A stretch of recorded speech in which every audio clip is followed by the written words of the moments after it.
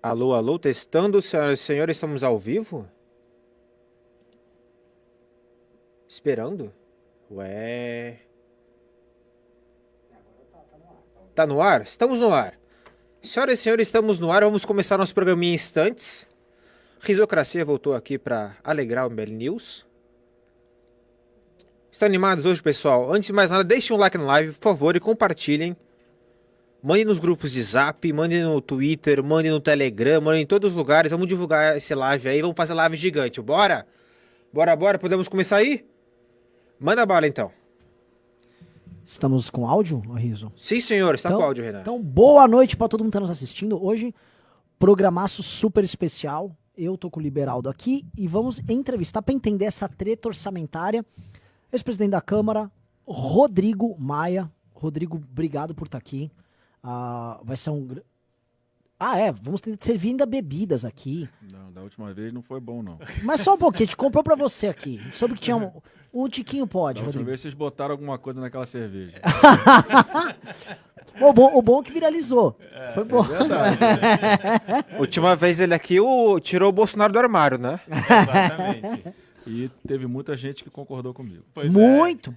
Foi bastante ali. Ali foi, olha, a polêmica ali da RET. Estamos no mesmo cenário da RET, mas... vou passar pro Liberaldo aqui. Seguinte, pessoal. Esse programa é especial porque a gente tá no meio de uma negociação, se a gente pode chamar nesses termos, que é uma negociação que já era aguardada há muito tempo. O momento que o Bolsonaro de vez e o Paulo Guedes de vez iam tirar a tal da máscara, que pra gente já tinha sido tirada há muito tempo, mas que pro grande público, especialmente no mercado financeiro, ainda existia. A máscara fiscalista, a máscara de que supostamente isso era um governo responsável. E agora que tá chegando as decisões, as votações relativas ao orçamento, e o Bolsonaro precisa fazer o seu populismo eleitoral, ele tá tendo que, né, ir pro jogo, e o jogo vai ficar aberto. A gente tá voltando para um clima absolutamente bizarro do ponto de vista fiscal, coisa de tempos de Guido Mantega. E nada melhor do que o Rodrigo, porque a gente precisa hoje no nosso programa desvendar o que está acontecendo, né, Rodrigo? Então, as pessoas, elas veem esse debate político e econômico. Não, o Bolsonaro quer comprar uns votos com esse auxílio. O que o Lira quer? Mas o Lira não era o cara que... A gente vê assim, especialmente no fim tweet, né, o Twitter do mercado financeiro. Não, o trator Lira é incrível, o trator Lira vai passar reformas. E aí as pessoas, muita gente foi iludida. Rodrigo, muita gente, né, nas redes sociais caiu em papo de gente que falava que a bolsa ia estourar agora que o trator Lira ia ajudar o Paulo Guedes, que o Paulo Guedes também era muito reformista, e muita gente comprou ações, muita gente investiu, muita gente entrou em fundos picaretas que estavam engrupindo as pessoas nisso, e agora a realidade está batendo na porta e esses caras estão sumindo. Grande parte dos defensores em rede social do guedismo estão quietos, desapareceram, estão comprando dólar. E isso a gente precisa entender, porque assim, brasileiros foram enganados nessa história por essa turma. Essa turma difundiu uma ideia fictícia de que a gente vive um governo reformista e que 600 mil mortos tá ok se você fizer uma reforma aqui e ali, reformas que nunca vêm.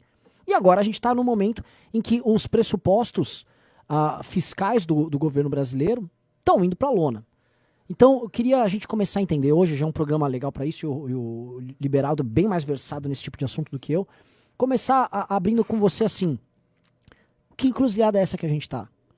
Quem são os atores que estão envolvidos nessa discussão? É o Guedes, é o Lira, mas como é que tá o Guedes com o Bolsonaro? Como você vê o Congresso nesse jogo? Quem são os atores e o que cada um quer nessa brincadeira? Boa noite. Boa noite. Obrigado mais uma vez pelo convite. Acho que esse é um momento muito delicado, porque...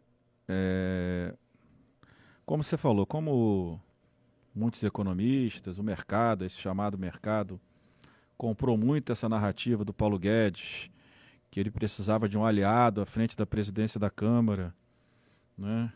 Teve até um cara de um banco que chegou para mim, mas Rodrigo, o Arthur Lira não era o pai do teto? Eu falei, mas de onde é que você tirou que o Arthur Lira é pai de teto? O Arthur Lira foi o último a entrar no plenário para votar a Previdência. Não queria entrar. Entendeu? O bancada teve que entrar na frente. Não é que vocês tiraram que o Arthur está preocupado com a agenda econômica. O Arthur é um político local, né, com muita força, é um líder que impõe a posição dele, né, mas nunca foi um político de estar preocupado com a agenda de modernização do Estado brasileiro. Nunca foi o papel dele, então Ele também vendeu isso como se fosse verdadeiro, mas a gente está vendo desde o início do ano que as matérias que estão sendo votadas são absurdas. Né? Nós não chegamos aqui de graça no dia de hoje. Né? Quando eu alertei no ano passado que nós tínhamos que votar a PEC emergencial, tinha que ter coragem de tomar decisões amargas. Decisões que são, do ponto de vista objetivo, elas são simples. Nós sabemos o que tem que ser, sabíamos o que tinha que ser feito na PEC emergencial. Lembra da PEC emergencial, né? Que eles começaram a inventar que eu queria votar a PEC emergencial para não ter recesso, para beneficiar o Baleia. Falei, gente, vocês vão explodir o Brasil. Ali nós tínhamos uma organização do que a gente podia cortar. Dava ali 50, 60 bilhões. O Marcos Mendes ajudou muito a gente, nos assessorou. A equipe da Câmara nos assessorou. E a própria equipe do governo tinha muito perto dentro do orçamento daquilo que podia cortar, muito parecido com a gente. Bem, eles inventaram a tese de que o que eu queria, na verdade, era manter a Câmara funcionando para me beneficiar, para operar a favor do meu candidato. E aí passou, quando foi aprovar a PEC emergencial, não teve R$1 de corte.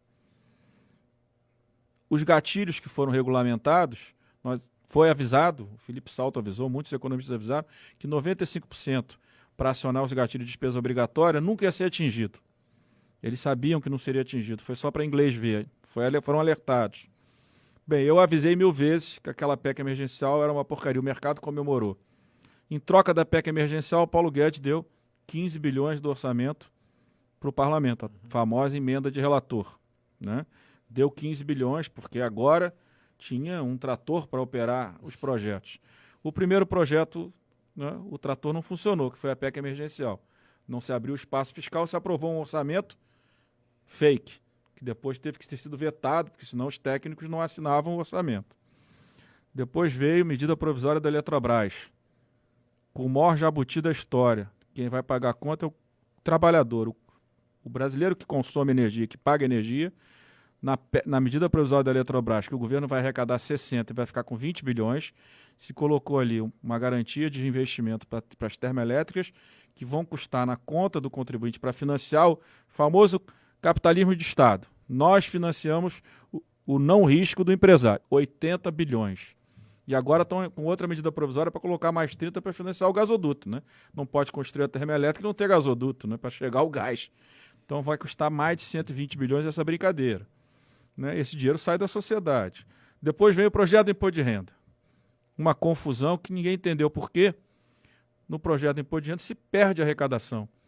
E, Renan, quando as pessoas não se deram conta que em qualquer país sério do mundo você tributa mais a renda do que o consumo. Porque os ricos é que você tributa na renda. E os pobres você tributa no consumo.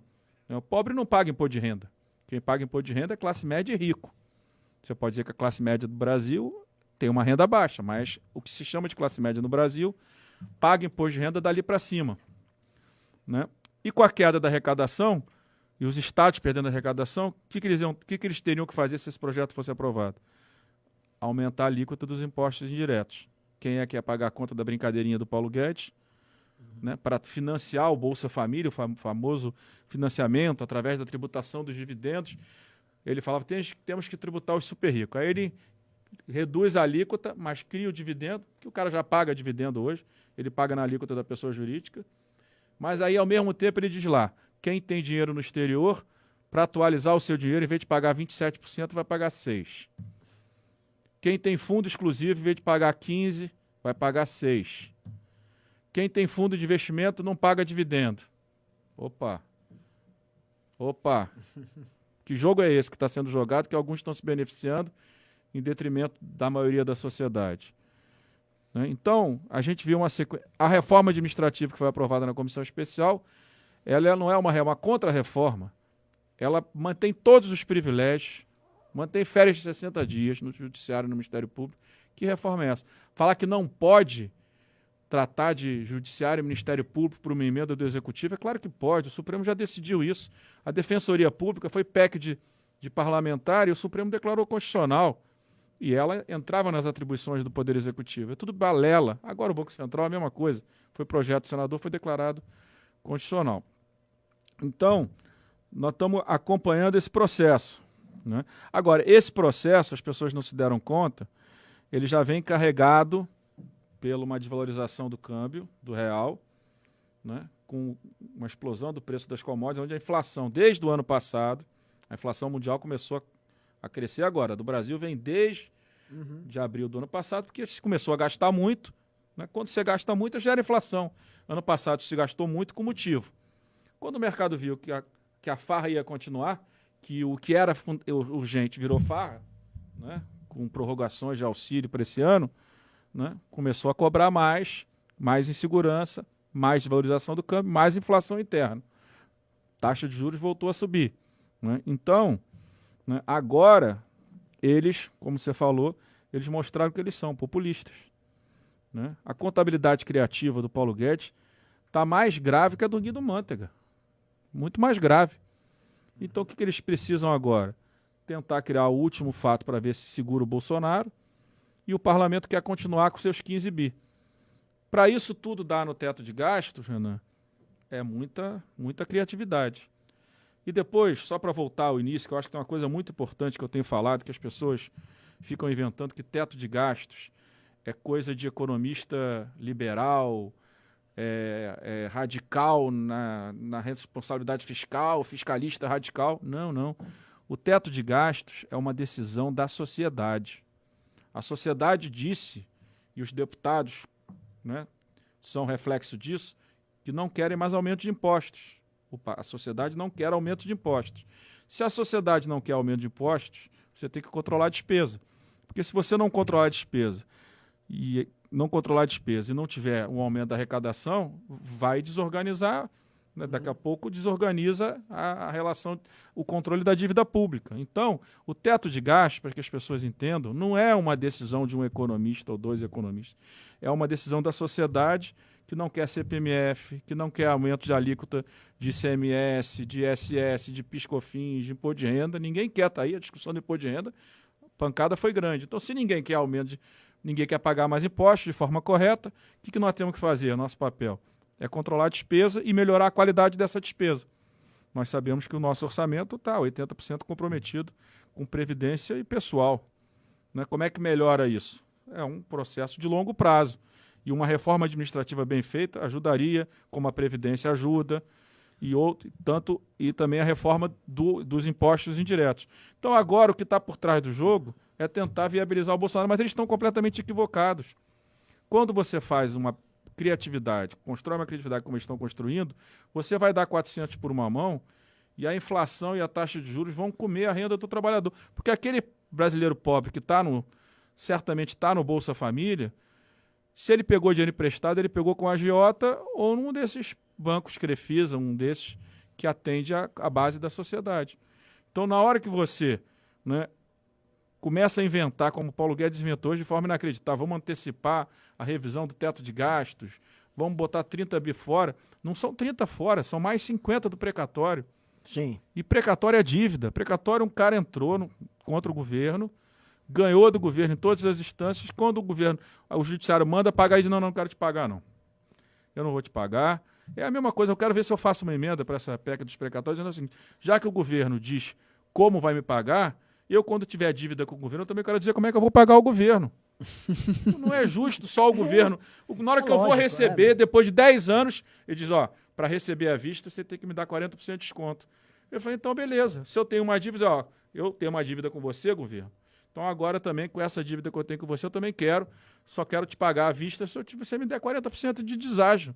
Por que é só a favor do Estado? Então, são 50 bi, mais 30 agora para completar 400, 80 bi fora do teto.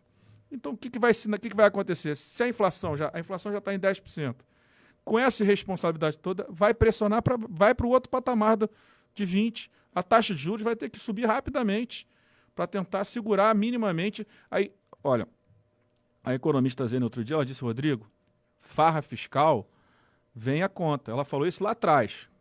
Aliás, ela foi demitida por falar esse tipo de coisa, né? Ela foi demitida por falar essas coisas. É real, ela falou a verdade ali, não era agradável. Claro. Então, o que nós estamos vivendo é uma coisa absurda. Quer dizer, e a cara de pau diz assim, não, só vai valer até 22. Quer dizer, depois da eleição, o brasileiro que está passando fome, e que recebeu os R$ 400, a partir de 23 tanto faz para a gente. O que a gente é tão escancarado, porque quando o PT fazia uma despesa, ele criava um programa, o FIES. Depois o Mendonça teve que reequacionar. Né? Que virou uma bagunça aquilo lá. Mas eles não fizeram um programa da noite para o dia, para acabar depois da eleição. Eles fizeram um programa que ia ter que ser revisto, mas não acabava no dia 31 de dezembro de 2014. Vou fazer uma Entendeu? pergunta nisso, antes até do Beraldo entrar, que esse é um ponto interessante.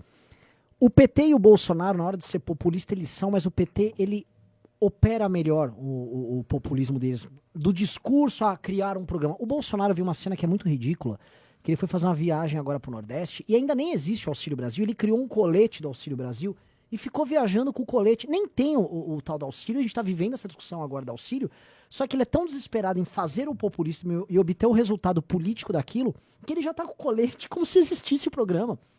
É um troço muito doentio. Como você vê essa diferença de estilo dos dois? Você que conviveu com os dois na Câmara. Eu acho que tem uma diferença, né? Eu acho que o PT, eles de fato acreditam que o Estado tem condição de financiar a ampliação de despesas públicas, né? De programas sociais, programas de ampliação do tamanho do Estado brasileiro. Eu acho que é uma questão de convencimento deles. Eles acreditam nisso. Eu acho que o Paulo Guedes e o Bolsonaro não acreditam em nada. São populistas pragmáticos. Então, o que tiver que fazer, vamos fazer. Enquanto a agenda era fingir que estava a favor das reformas, ok. Porque, olha aqui, a Previdência o Paulo Guedes largou quando a gente apresentou o relatório. Se não fosse a Câmara de Deputados, não tinha Previdência. A reforma tributária que o Cecif lá, o Bernardo Api, a Vanessa fizeram para a gente, rapidamente ele ficou enciumado, porque eu botei o Baleia para apresentar, e boicotou até hoje. Né? Então não quis fazer reforma tributária, que essa sim, a unificação dos impostos indiretos, ISS, ICMS, PIS/COFINS, IPI, essa sim melhoraria muito a competitividade das empresas brasileiras, tinha um incremento de crescimento econômico em cima disso, né? Não quis fazer. A administrativa, aí o Bolsonaro que sentou em cima, porque o gabinete dele era muito servidor público, seguraram até o ano passado. E encaminharam. E quando encaminharam, ganharam a eleição para presidente da Câmara, era para ter aprovado um projeto limpo, né? Um projeto que, de fato, valorizasse o servidor público, mas principalmente, né, a produtividade do trabalho do servidor público, a eficiência, né, a eficiência do servidor público. E o que foi aprovado não foi nada disso. Então, eu não entendo, Renan, para que os 15 bilhões da emenda de relator? Porque eles vinham aqui para Faria Lima, para os bancos, tal, não, os 15 bi vocês fiquem tranquilos, com os 15 bi eu aprovo tudo. Aí eles acreditaram, né? É o papo que que rodava. Aí aprovaram, como eu já falei, tudo que foi aprovado foi negativo. Não teve. O custo do 15 bi não foi 15 bi, não, foi mais 120 para aprovar a Eletrobras. Esse do imposto de renda gerou uma insegurança, o pessoal parou de investir. Quanto é que está custando isso para a sociedade? Então, os 15 bi não se aprovou nem uma reforma tributária correta, que eram dos impostos indiretos, nem uma administrativa direta, nem uma privatização da Eletrobras direta. Ainda se tentou aprovar o voto impresso absurdo para questionar a eleição. Ainda se tentou, numa PEC no início do ano, depois que o Daniel Silveira foi preso, tentar tirar poder do Supremo. Na lei eleitoral que ele aprovou, o Senado segurou, se aprovou para tirar o poder do TSE. Então nós temos uma seguinte equação. Reformas que são contra-reformas e um ataque forte contra as instituições e os sistemas de controle. É isso que está acontecendo no Brasil. Isso converge a posição da Câmara, hoje do presidente da Câmara, com a posição do governo, do presidente Bolsonaro. Eles querem enfraquecer as instituições e os sistemas de controle. Eu não tenho dúvida nenhuma disso. Só fazer um comentário aqui sobre a questão dos precatórios. Uma coisa que é muito gritante é que precatório, como o Rodrigo disse, é o resultado de ações judiciais que transitam em julgado, a justiça manda o governo pagar, ou seja, o governo de alguma forma ali cometeu uma injustiça com o contribuinte e ele é condenado a pagar. E esse número de condenações vem subindo. E a gente não vê nenhuma medida efetiva para corrigir a origem da geração de tantos precatórios. Claro. Né? Porque se você tem, por exemplo, uma reforma tributária dos impostos indiretos, você sabe que você tem quase 100% do PIB em litígio tributário administrativo, administrativo judicial do tema tributário, principalmente dos impostos indiretos.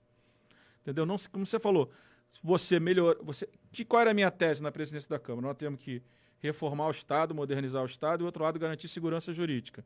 Segurança jurídica é isso. E depois, ainda são irresponsáveis e inconsequentes, porque o Paulo Guedes sabia que os 16 bilhões do Fundeb iam entrar no governo do Bolsonaro. Ele foi alertado pelo presidente Supremo em novembro de 2018. Né? A AGU mandou para o Tesouro uma proposta para propor parcelamento aos governadores antes que chegasse ao dia fatal que foi esse ano, que foi a virada desse ano para o próximo. E o Tesouro arquivou. Eu não posso dizer se o Tesouro arquivou por decisão técnica ou política, mas eu sei que a AGU encaminhou o pedido para um acordo, e eu tenho certeza que o Paulo Guedes, que é tão ideológico quanto o Bolsonaro, disse, não, esses governadores são de esquerda, eu não vou fazer acordo nenhum. Só que, na hora que ele fez essa operação, o que ele tinha que ter feito com a AGU? Tinha que ter ido para o Supremo postergar, ganhar tempo, entrar com embargo de declaração, embargo de qualquer coisa, para não acontecer o que aconteceu. Quer dizer, não faz nenhuma coisa nem outra. Então, eles negligenciaram, os precatórios vêm crescendo acima da inflação há muitos anos, não vem de hoje, somado a isso mais 16 bilhões desse Fundef, que naturalmente poderia ter sido feito o acordo, os governadores aceitariam, porque os governadores também não sabiam que ano que ia entrar esse dinheiro. Eles aceitariam o parcelamento. E, infelizmente, não sei se por decisão política ou por decisão técnica do Tesouro, que não quis de fato negociar, a AGU estimulou e o Tesouro barrou, disse que não era para negociar. E você tem tudo muito amarrado, porque você tem o servidor, que muitas vezes não toma a decisão que tem que tomar, quer dizer, ele prefere se preservar e colocar a conta depois para o governo pagar depois de uma ação judicial, ao invés de decidir naquilo que ele já sabe que ele tem que decidir. Claro. Quer dizer, existe uma preocupação muito grande com o CPF, e o sistema permite que isso seja postergado e que vira um precatório com um valor muito mais alto do que poderia ter sido. Isso é um problema grave que a gente não vê o governo atuando para corrigir, como não vê atuando, por exemplo, na crise hídrica e com repercussão na crise, né, que transforma na crise hidroelétrica. Você não vê o governo tomando medidas nem para diminuir o próprio consumo. Quer dizer, quantas placas de energia solar foram instaladas nos prédios públicos? Quais medidas efetivas foram tomadas para dar o exemplo? Não é nem que isso vai resolver o problema, mas para dar o exemplo. Não tem. Não criou uma coordenação como o Fernando Henrique criou para administrar o problema. Né? Como fez na pandemia, não literou o processo, né? Deixou ele correr. Né? Então, isso são problemas muito graves. Agora, nessa questão do teto de gastos, o Lira vinha afirmando até acho que agosto, setembro, que ele respeitaria o teto. O que mudou? Porque a posição dele Mudou, hoje já... porque eu acho que as pessoas diziam a ele que dava para tinha espaço para a emenda de relator dentro do teto. Quando ele viu... Depois eu acho que primeiro isso. Segundo, eu acho que o PP entrou demais no governo com a entrada do Ciro Nogueira, com a possível filiação do Bolsonaro, e de alguma forma eles estão tentando viabilizar o Bolsonaro também agora. Eu acho que essa questão dos R$400 é uma decisão que passa muito por eles ali, menos pela questão parlamentar, que isso eu acho que não dá muito voto, mas para o presidente, em tese, pode ser que dê. Se a inflação não explodir, se a taxa de juros explodir, pode ser que dê voto. Né? Porque eu acho que eles só estão preocupados com isso. Então eu acho que o PP, de alguma forma, com a decisão do Ciro de ir para o governo e com essa possível filiação do Bolsonaro no PP, eu acho que eles resolveram que se dane teto de gastos, até porque eu não acredito nisso, e vamos tentar viabilizar o Bolsonaro e viabilizar nosso futuro político. Eu acho que basicamente é isso que está acontecendo. Por isso que eu acho que o Arthur, na minha opinião, nunca foi um apaixonado por esses temas, né? E, por outro lado, agora ele está precisando, já que eles estão dentro do governo Bolsonaro, né? Um partido que está mais contaminado por isso, eles precisam tentar viabilizar o governo. Mas eleitoralmente, você observando dois estados, que é o Piauí e Alagoas. Alagoas que tem o Collor ali abraçado com o Bolsonaro, 100%. O Collor que vai à reeleição agora, né? O Arthur, que vai se candidatar provavelmente outra vez a deputado. E Piauí, que é governado pelo PT, já reeleito. O Ciro fez, apesar do PP apoiar o Alckmin em 2018, o Ciro no Piauí apoiou o Haddad para fazer campanha junto com o Ayrton Dias. Essa conta fecha para eles? Quer dizer, olha, eleitoralmente? Para a eleição de deputado, um governo contaminado não é destruidor. Por uma eleição majoritária no Nordeste, a força do Lula e a fraqueza do Bolsonaro O Ciro Nogueira não precisa ser candidato, ele está no meio do mandato, está no governo.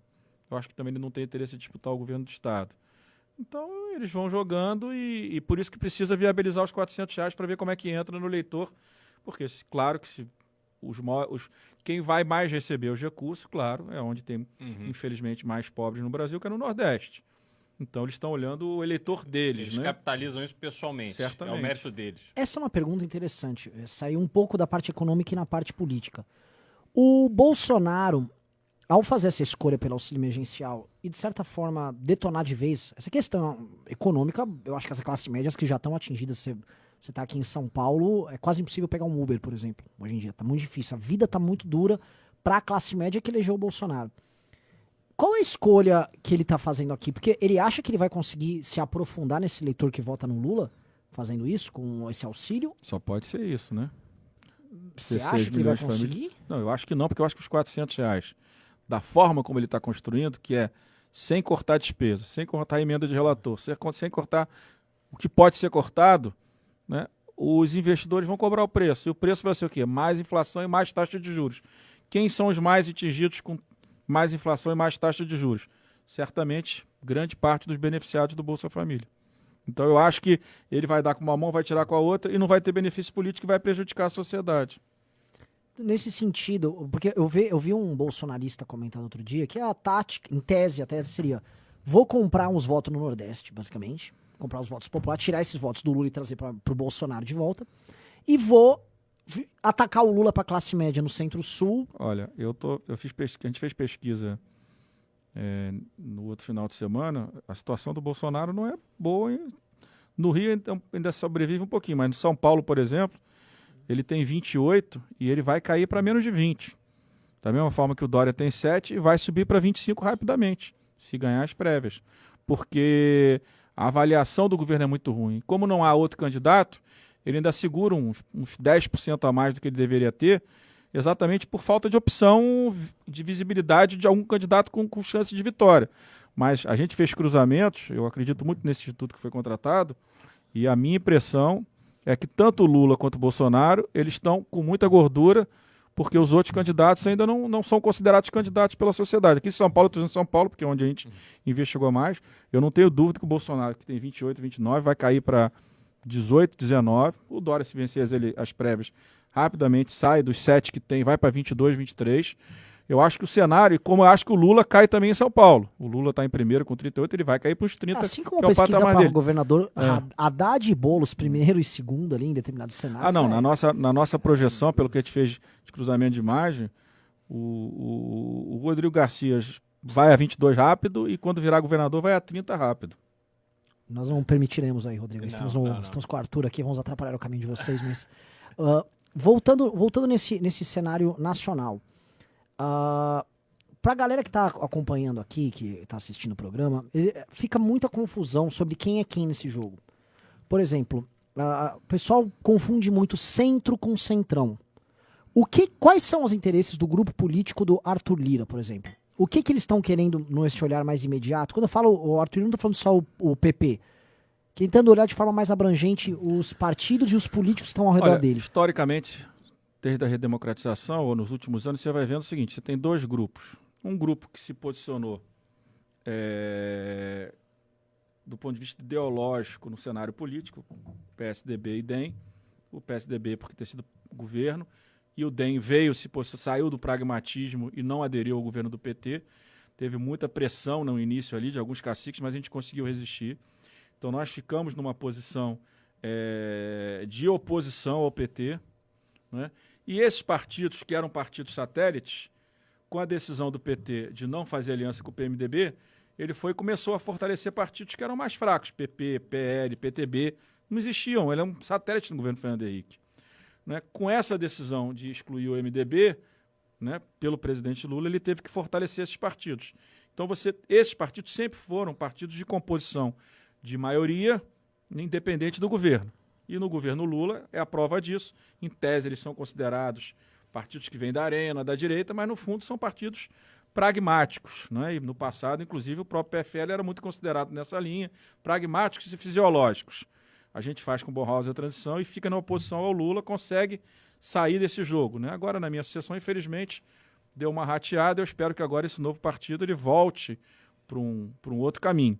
Mas os partidos do entorno do Arthur, PP, e mais PP e PL, pelo menos ali, PRB, eu acho que eles eram até a entrada do Ciro no governo Bolsonaro, eram partidos pragmáticos, que a operação deles era muita agenda municipalista, tá na máquina para poder atender as bases eleitorais, vamos dizer assim, do ponto de vista positivo. Com a entrada do Ciro no governo e a possibilidade do Bolsonaro, isso vai ter alguma consequência amanhã, né? Se o Bolsonaro perde a eleição amanhã, o PP já não consegue mais fazer a migração que fez em todos os governos, PT, Michel e Bolsonaro. Com essa mistura, eu acho que eles vão ter mais dificuldade. Mas um PSDB o jogo que não sabe ser oposição? Não, o PSDB a gente até fez oposição ao Lula. O problema é que, no primeiro momento, a gente acreditou muito que a gente tinha condição de tocar a agenda econômica com o Paulo Guedes. A gente descobriu que o Paulo Guedes era um charlatão depois, né? Mas, no primeiro momento, e agora, com a emenda de relator, com esses recursos todos, os deputados individualmente estão tentando salvar a sua pele e suas eleições, legítimo. Então, de fato, hoje, os nossos partidos, MDB, DEM, PSL, a parte do PSL que está aí fazendo a fusão, não a parte bolsonarista, PSDB, o que está acontecendo? Os partidos estão justificando votar com o Bolsonaro por causa da agenda econômica. Mas a gente já viu que não tem mais agenda econômica. Uhum. Então, acho que nos próximos meses a gente vai conseguir dar clareza que esses partidos ficarão na oposição ao Bolsonaro e ficarão com o Bolsonaro, praticamente PRB, PL e PP, né? Acho que são os três que ficarão Agora, na tua base visão, do governo eleitoral, né? Os parlamentares, por causa dos recursos, vão acabar levando isso até abril do ano que vem. Mas na tua visão, o Ministério da Economia resiste até o final do ano? Olha, eu acho que sim, porque o Paulo Guedes está flexibilizando. Hoje foi essa live que ele fez, eu fiquei não sei se eu fiquei com pena. Não, fiquei com pena do Brasil. Fiquei com pena do Brasil. Eu até procurei alguns endereços de algumas clínicas psiquiátricas para ver se eu consultava algum médico, para ver se há na imagem do Paulo Guedes alguma coisa de fato de distúrbio. Até para ele falar, presidente Bolsonaro, ele está desequilibrado, porque uma live dessa para um cara inteligente como o Paulo Guedes não é de um cara equilibrado, né? Você conheceu o Paulo, né, Renan? Não é de um cara equilibrado.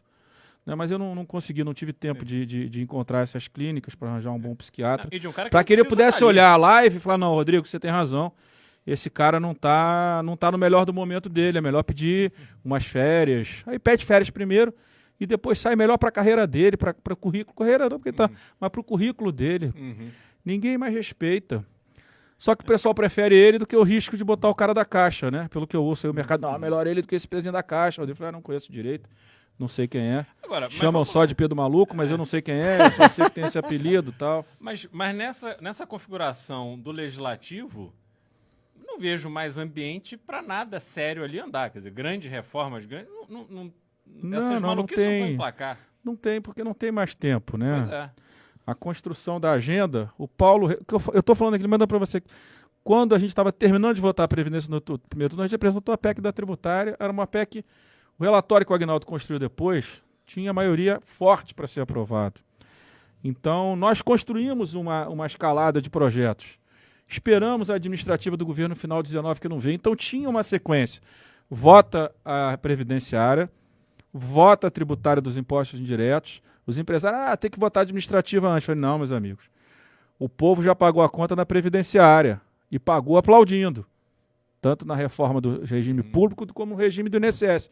O povo apoiou a reforma da Previdência sabendo que ia pagar a conta. Uhum. Agora, na tributária, nós temos que organizar porque vocês têm que pagar a conta também. Porque tem setores que pagam pouco imposto indireto, tem setores que pagam muito.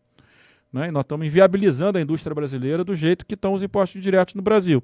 E a competitividade das empresas brasileiras. Então, nós não podemos esperar a administrativa para fazer a tributária. Falava isso. E o governo ficou de encaminhar a tributária, apresentou e o Bolsonaro não deixou. Mas então tinha em 19 uma sequência, que se o Paulo Guedes não fosse tão vaidoso, né, ele teria bancado a nossa PEC e a PEC da regulamentação do teto de gastos, o Pedro Paulo apresentou em 18. Nós tentamos encaminhar a nossa, como eles queriam tirar poder da Câmara, o meu poder, encaminharam pelo Senado. O Senado ia votar a PEC emergencial, Renan. Dá um Google aí. 5 de dezembro de 19. Pode dar um Google. Eu lembro disso. 5 de dezembro de 19. Foram votar em março e fevereiro de 2021. Então, tinha toda uma sequência. A PEC do teto precisava organizar os gatilhos e cortar mais despesas. A tributária dos impostos indiretos melhoraria a competitividade do setor privado e reduziria o litígio tributário, né? Os maiores estão ali. Né? A administrativa vinha para modernizar o Estado brasileiro e aumentar a produtividade, que é uma palavra que não existe no setor público do Estado brasileiro. Então nós tínhamos uma sequência de projetos. Junto com isso, em dezembro de 2019, nós aprovamos o saneamento. Foi o Senado que aprovou o saneamento, não. O texto que o Senado aprovou do saneamento antes foi um texto estatizante. Nós tivemos que rejeitar o texto do Senado e o Geninho, que é de São Paulo, aprovou um relatório e está aí. Está aí o que nós estamos... As empresas estão começando a ser privatizadas, quanto é que estão arrecadando. Viu que a SEDAI lá no Rio arrecadou. Então nós tínhamos esse. Aprovamos uma nova lei de falências, aprovamos cadastro positivo, aprovamos duplicata eletrônica para acabar com o controle dos grandes varejistas em cima dos pequenos e médios fornecedores. Muitos projetos micro, com apoio de grandes economistas, começando pelo Marco Lisboa e por vários outros que ajudaram a gente desde o teto de gastos. Muita coisa a gente fez, a reforma trabalhista, né? Que hoje o Supremo... É uma catrucada lá na... Tudo bem, mas, cara, a gente não pode olhar uma instituição e quando vota algo que, de fato, a gente acha que foi um retrocesso, a gente só fazer críticas. Eu concordo com você, eu acho que nós tínhamos tido um grande ganho, né, reduzindo a indústria das ações. Alguma coisa vai votar. Tudo bem, mas não inviabilizou os 200 artigos que nós aprovamos. Tem muita coisa boa ali que eu acho que se toda a sequência do que a gente está falando aqui tivesse avançado, a reforma trabalhista teria e terá um impacto muito grande. Agora você pode dizer, a reforma... Outro dia a Folha fez uma matéria, a reforma trabalhista não deu o impacto que se esperava. Claro, né, do jeito que as coisas vão. Agora, quando você tiver uma administração pública que a produtividade é um tema relevante e a modernização do Estado, a previdência minimamente organizada, o sistema tributário organizado, é óbvio que essa reforma trabalhista que nós aprovamos em 2017, é claro que ela vai ter um impacto muito positivo. Ela teve um impacto positivo. Nós perdemos menos empregos do que nós deveríamos, com certeza. Agora, você não tem como mensurar isso. Sim. Né? Agora, voltando ali para a eleição do Lira, obviamente o governo atuou muito forte para apoiá-lo. De forma legítima, vencer as eleições, de forma Mas legítima. Imagino que eles tenham feito uma série de promessas para os parlamentares. Essa no conta já alimentos está paga? Está sendo paga aí, mas parece que está alguma parte atrasada. Eu não entro, né? Eu acho que a eleição foi correta, o Lira foi o candidato do Bolsonaro, né? Mas não, eles inventaram a tese que o Lira era o cara reformista e nunca foi, porque nunca foi a agenda dele. O mercado quis acreditar, porque o mercado quis acreditar em todas as mentiras do Paulo Guedes esse tempo todo. O que a gente pode fazer? Na medida provisória da Eletrobras, quer dizer, vendo aquele absurdo que estava acontecendo com a sociedade tendo que pagar 80 bi para financiar a termoelétrica e todo mundo calado porque todo mundo comprado a Eletrobras. Quer dizer, espírito público zero, mas a gente não pode exigir espírito público do mercado financeiro. Vamos em frente, já trabalhei lá, é a vida que segue. Então, eu acho que as pessoas resolveram acreditar, né? Porque eles achavam que os meus conflitos com Paulo Guedes eram pessoais, não eram pessoais. Eram na defesa, primeiro, da Câmara, que o Bolsonaro queria... Mas era pessoal da parte dele. Eu digo isso porque eu falava com o Paulo Guedes até meados ali de 2019. Era pessoal, porque ele resolveu... Quando chegou na Previdência e eu fui o grande vencedor daquela votação, ele resolveu dali para frente e tratar como adversário. Na tributária, se lembrar, ele só foi contra a tributária. E quando ele foi propor algo, ele até, assim, ele cometeu um sincericídio na imprensa, o pessoal pode dar um Google aí. E que ele falou assim, não, eu peguei o que a Receita tem. E aí a gente joga aí depois disso. Como assim? O cara pega assim, Receita, você tem alguma coisa aí pra fazer uma reforma? Aí pega, taca no ar e depois vê o que vai fazer. E o pior, Renan, pra mim, o grande problema da questão tributária no Brasil é a própria Receita. Sim, que você tá pedindo. O Rodrigo falou aqui, você tem um passivo judicial tributário imenso. Por quê? Porque você tem uma série de pessoas que estão na estrutura da Receita que não tomam decisão, tem que tomar. A estrutura, ela funciona para alimentar aquelas pessoas que estão ali, da forma como funciona hoje, e para você fazer uma modernização do sistema tributário brasileiro, é óbvio que mas você Mas é o que acontece, eles não querem um sistema mais simples também, né? Claro que não. É o poder deles. Exatamente, né? É isso. Esse é o grande problema. E aí entra a reforma administrativa, enfim, a toda reforma essa tributária... demanda. Nós tínhamos feito uma boa melhora na questão do CARF e eles não querem respeitar, né? Eu acho que agora vão ter que respeitar. Mas eu acho que a reforma dos impostos indiretos é onde tem mais litígio, onde tem mais conflito, onde gera mais ação administrativa, depois judicial. E depois, o que custa hora de trabalho, né? Quantas horas custa para você fazer toda a administração dos teus tributos, né, nas empresas brasileiras, é o que custa mais no mundo. E não errar é praticamente impossível, pela claro. complexidade que existe no sistema de declaração. Deixa eu fazer uma pergunta para vocês dois. Só posso falar uma coisinha antes? Acabou de ser rejeitada a PEC 5 no plenário da Câmara. Rejeitou agora? Rejeitou agora. Eu não imaginava. Também não. Pois é. Eu vi aqui 297 votos. Uma pergunta para vocês dois aqui, na verdade jogar essa bola. A gente começou desde o impeachment da Dilma, a primeira grande reforma que passou foi a PEC do teto. Ela passou na época com 62% ou 66% de aprovação popular. Da PEC do teto a gente teve a reforma trabalhista, e da reforma trabalhista em diante, a gente teve várias coisas micro que aconteceram ali no governo do Temer. Não passou a previdenciária muito por causa do caso Joesley, ali no meio de 2017. E com o Bolsonaro votando contra. Com o Bolsonaro fazendo campanha contra. Você vai lembrar? E dali a gente entra no governo Bolsonaro, a gente pega um resto de reforma previdenciária que passou ali, já com dificuldades, e dali em diante a coisa breca. Ou seja, a gente teve num período de 2 anos, aí 2 anos e meio, um conjunto de reformas pró-mercado, reformas profundas no Estado brasileiro, que não são comuns e que passaram num período em que havia uma rejeição grande ao petismo. Bolsonaro chega ao poder e ele não leva à frente essa agenda, sendo que ele tinha um estandarte que era o tal do Paulo Guedes, o rei do liberalismo, não sei o quê. O que eu vou perguntar para vocês? A gente está vendo no debate público o retorno de um discurso mais à esquerda, grande, inclusive em termos econômicos. Aliás, deixar essa aqui como uma última pergunta, desafio aí, que eu acho que o Rodrigo tá sem... O Rodrigo tem outro compromisso. É isso. Como vocês veem, você acha que o fim da agenda fiscalista ou agenda pró-mercado, ele vem se avizinhando, e até os números do Lula demonstram isso, ou vocês acham que não? Vocês acham que a realidade vai se estabelecer e não importa o governo que entre, ele vai ter que fazer algum tipo de reforma nesse sentido? Olha, eu acho que o impacto dessa orgia fiscal, como eu estou chamando, orgia fiscal, vai atingir diretamente a sociedade e os mais pobres. Então, as pessoas vão compreender, como compreenderam na hora da reforma da Previdência, que era uma questão de sobrevivência para todos. Né? É o que eu digo, essa coisa, o teto de gastos não pode ser mais importante que a responsabilidade social, não é. O teto de gastos é um meio para a gente garantir condições dos mais pobres sobreviverem.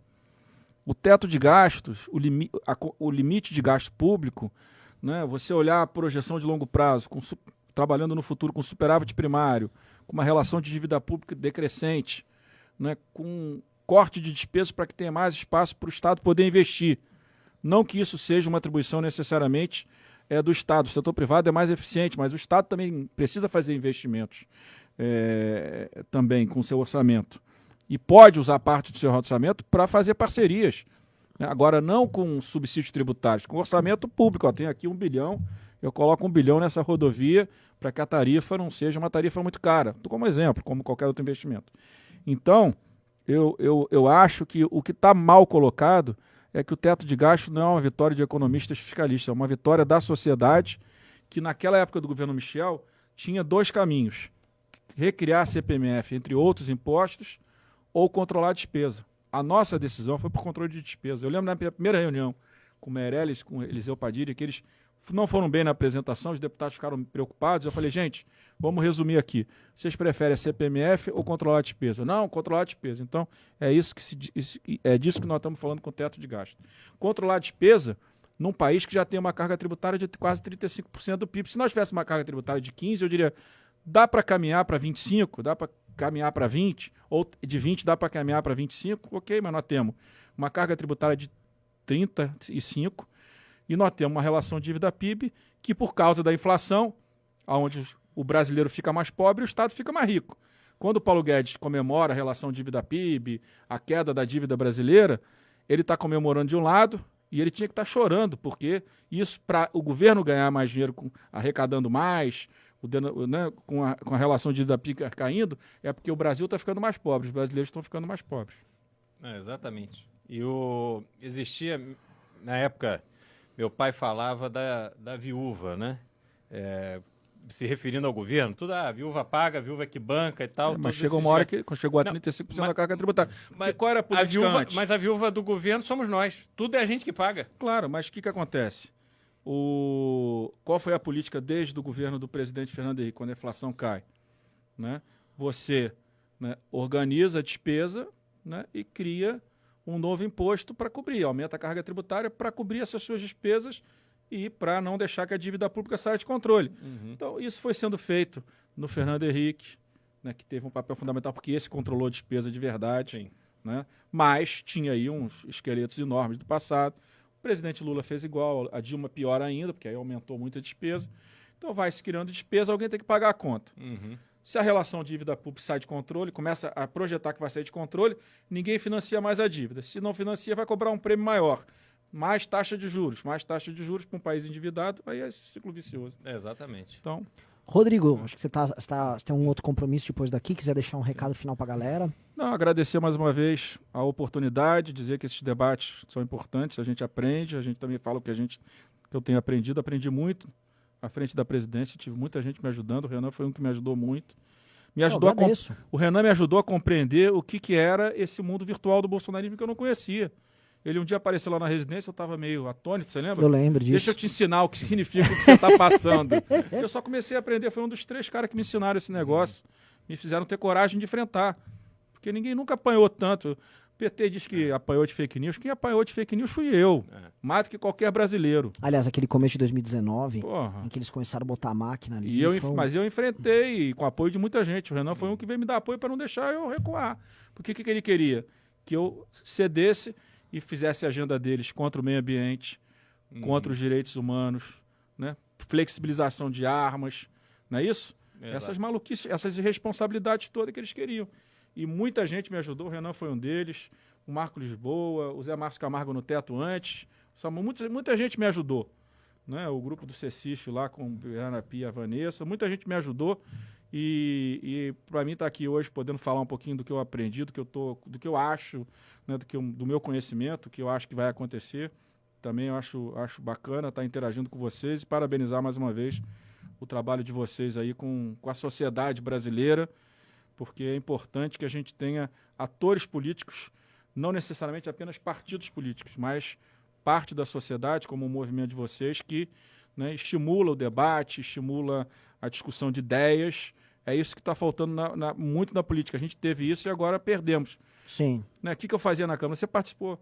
Estava toda semana eu sentado na mesa com muitos deputados, com muita gente da sociedade, com muitos quadros técnicos na área de saúde, economistas, advogados, discutindo os temas, porque para sair dali, bons projetos. Não é o que a gente não vê hoje. A gente vê uns projetos sendo aprovados que são um retrocesso para a sociedade brasileira. Mas obrigado mais uma vez e estarei de volta quando convidado. Valeu. Rodrigo, obrigado. Audiência excelente aqui hoje. Temos 2.400 pessoas. Aliás, peço pra galera dar like aqui na live, que a live vai continuar. Mas muito bom. E a casa é tua aí, quando quiser vir trocar uma ideia. É importante porque, enfim, tem muita gente confusa com o que tá acontecendo, Rodrigo. Até pedir, gente, se quiserem chamar o Ricardo, acho que ele tá lá na sala, o Riso. Dá um toque nele pra vir também. Chamá-lo-ei. A gente faz igual no futebol, faz substituição, né? E Rodrigo, obrigado. Vamos que vamos. Valeu. Valeu, obrigado. E galera, o programa continua aqui. Vamos chamar o professor Cabum, professor Ricardão, pra gente continuar o bate-papo. Liberaldo. Né, Grande Renan. Aliás, para mim vai ser um privilégio estar aqui pela segunda vez com você e Ricardo. Eu que em algum momento do passado eu furei aqui uma live de vocês, apareci aqui de surpresa. É verdade. Entendeu? Mas é sempre um privilégio. O comentário, eu ia perguntar pra galera que tá aqui assistindo no chat, por favor, digite 1 se vocês estão gostando desse formato, ou digite 2 se vocês preferem aquele formato clássico nosso, o formato lá da mesa da bancada, tá? 1, esse formato estilo podcast, e 2, o formato bancada, tipo apresentação no jornal e tal. Eu gosto muito desse aqui, eu acho diferente, acho que os equipamentos são melhores. Eu fico muito puto, porque o pessoal do Derretcast tem equipamento melhor do que o MBL News, né? Quem traz o público é o MBL News, tá? Outra coisa, vi umas pessoas durante a live comentando assim, ai, briga. Eu não vou chamar um convidado aqui pra ficar brigando. Isso aqui não é um espaço de militância, tá bom, pessoal? E o MBL News não é ainda que tenha News o nome, ele não é um programa jornalístico. Eu não chamei o Maia aqui pra vou inquirir você. A gente tinha um tema, que é a questão fiscal, e eu vou chamar ele. Assim como eu vou chamar várias outras pessoas que são importantes e que podem contribuir com certas discussões que a gente já trata diariamente. Achar que a gente vai vir aqui, vem aqui que eu vou xingar. Eu não vou xingar ninguém. Tá? A gente já convidou gente de esquerda, e eu vou sempre tratar de forma cortês, não é o objetivo aqui E isso. outra coisa, as pessoas não podem se esquecer que o Rodrigo Maia, independente da opinião que se possa ter a respeito dele, a favor ou contra, mas ele foi talvez o mais longevo presidente da Câmara. Passou pelo governo Temer, que acho que a Dilma já tinha saído, né? Sim. Foi o governo... Ele foi o seguinte, a Dilma saiu, o Cunha saiu logo em seguida. Aí teve e aí- aquele breve, com aquele Maranhão, lá, Valdir Maranhão, tem um pequeno espacinho, aí já botaram o Maia logo em seguida. como E aí- diria Roberto Jefferson, um interregno. Um breve interregno com o Valdir Maranhão, e dali em diante o Rodrigo ficou até começo do ano de 2021. E 21, exatamente. Então, assim, e ele é deputado federal desde 20 e poucos anos de idade. Então, ele, obviamente, ele viu muita coisa, carrega uma bagagem, e o que tem de melhor pra gente aqui é extrair um pouco dessa experiência, um pouco dessa bagagem, para que a gente forme com essas informações que ele passa a nossa lógica, o nosso entendimento, né? Acho que fica muito claro, por exemplo, pelo que ele disse, a chance da gente ver algum movimento relevante no legislativo até o ano que vem inexiste, praticamente. Exato. Aliás, as discussões no parlamento hoje estão uma bosta. E outra coisa, aliás, o mais importante que eu extraí disso, o que ele colocou em relação ao Ciro Nogueira e ao Arthur Lira sobre o auxílio de R$ 400, eles estão nem aí pro Bolsonaro. Isso é um projeto que eles vão usar para a eleição deles. É um projeto, vamos dizer, microeleitoral. É como se fosse assim, Isso. isso aqui é uma injeção de dinheiro para eu fazer base eleitoral para 2022. Exatamente. É só isso. E se o Bolsonaro vai ganhar ou vai perder, é irrelevante. Dane-se. O Ricardo tá vindo? Então, primeiro, olá pessoal, tudo bom? Temos uma câmera agora só para o operador do News, Que adorei essa folgado, câmera. Olha só. Pois é, a risocracia tem que voltar com estilo. O Ricardo não está aí, né? Então bota aí um russo, bota aí quem tiver ali. Então eu bota, vou lá chamar. Temos Russo, temos Ian, bota aí temos só pra gente Pedro. ficar com uma cadeira sobrando, que aí parece que tô eu e o Liberal igual dois bobos olhando pra frente, não tem ninguém. Não, ali. olhem pra mim aqui então. Não, mas aí fica coisa de chongo. Que chongo o quê, filho? Me Nem que respeita, bota, se ferrar. A gente tem uma estátua do Paulo Guedes, aí que põe a estátua do Paulo Guedes aqui. A gente realmente tem Aliás, uma estátua. aquela estátua Aliás, do Paulo puta Guedes ideia, tá vou pegar ela ótima. também. Boa. Ah, a gente devia ter botado ela aqui com o Maia, né? E, assim, só voltando assim, porque o público do MBL é um público politizado, é um público inteligente que nos acompanha. Vocês estão aqui, entendam, eu já trouxe o Orlando Silva pra participar do programa, já trouxe o Fernando Henrique Cardoso. E aí vocês não querem que eu chame... Ó, eu te convidei pra um programa que eu vou ficar te xingando. Não é o objetivo do programa, gente. Não é, e não será, já tô avisando aqui. Todo mundo que eu for trazer, eu vou trazer pra um bate-papo cortês, porque isso aqui não é um campo neutro pra eu fazer um debate. A menos que venha uma Isa Pena querer dar porrada Querer na lá, gente, exato. como fez com o Renato e o Exato, Guto. que existe uma descortesia aí. Se eu tô chamando a pessoa na minha casa, eu não vou tratar a pessoa mal na minha casa. É diferente de você estar na rua, num espaço público. Se eu tô chamando na minha casa, eu vou tratar bem na minha casa. E vai ser sempre assim, tá? É isso aí. Quem vocês vão trazer aqui? Ótimo. Aí, pronto. Traz o Pedrinho aqui, gente. Eu vou fazer um negócio aqui. Agora eu vou entrar no pequeno momento. Senta aí, Pedrinho. Para de ser tímido aí. Parece um chongo aí. Então vamos anunciar quem o nosso ministro Paulo Guedes. E você aí, rapazinho, que sentou agora, bota o microfone aí. Bota o microfone. É o Isso, bota seguinte. isso na boca, bota na orelha, isso. Isso, bora. É o seguinte, pessoal. O Pedrinho, pra quem não sabe, a gente divulgou muito esse ano a Academia MBL. E a Academia MBL tinha como objetivo formar novos quadros, novas lideranças para o movimento e instruir as pessoas para se enriquecerem politicamente. Um dos novos nomes é esse rapaz, tem 15 ou 16 anos. 15. Coloca o microfone na sua boca, Pedrinho. 15 anos. 15 anos. E ele é um garoto que já tomou porrada de bolsominion, ele é um garoto que apanhou de sindicalista, ou seja, você zerou o jogo, você saiu da extrema esquerda para a extrema direita apanhando. E a gente colocou ele aqui, e foi um pedido da galera, e justo, porque ele foi fazer lá, ele foi filmar os sindicalistas causando na reforma da Previdência em São Paulo e quebraram o celular dele. Então eu tô colocando ele ao vivo, é o seguinte, o Pedrinho tá usando hoje o celular do avô dele. tá? Ele é militante. Se alguém quiser doar pra ele comprar um celular, se alguém avisar, eu vou fazer um celular, quiser mandar um pix para o celular do Pedrinho, tá? É suporte@mbl.com, porque o Pedrinho, assim, o que o Arthur faz, o Pedrinho vem fazendo com 16 anos? 15. 15 anos, entendeu? Lógico, ainda tá aprendendo, não vamos encher a bola, às vezes o garoto é um robô aí e tal, mas o fato é, tá dando fruto a Academia MBL.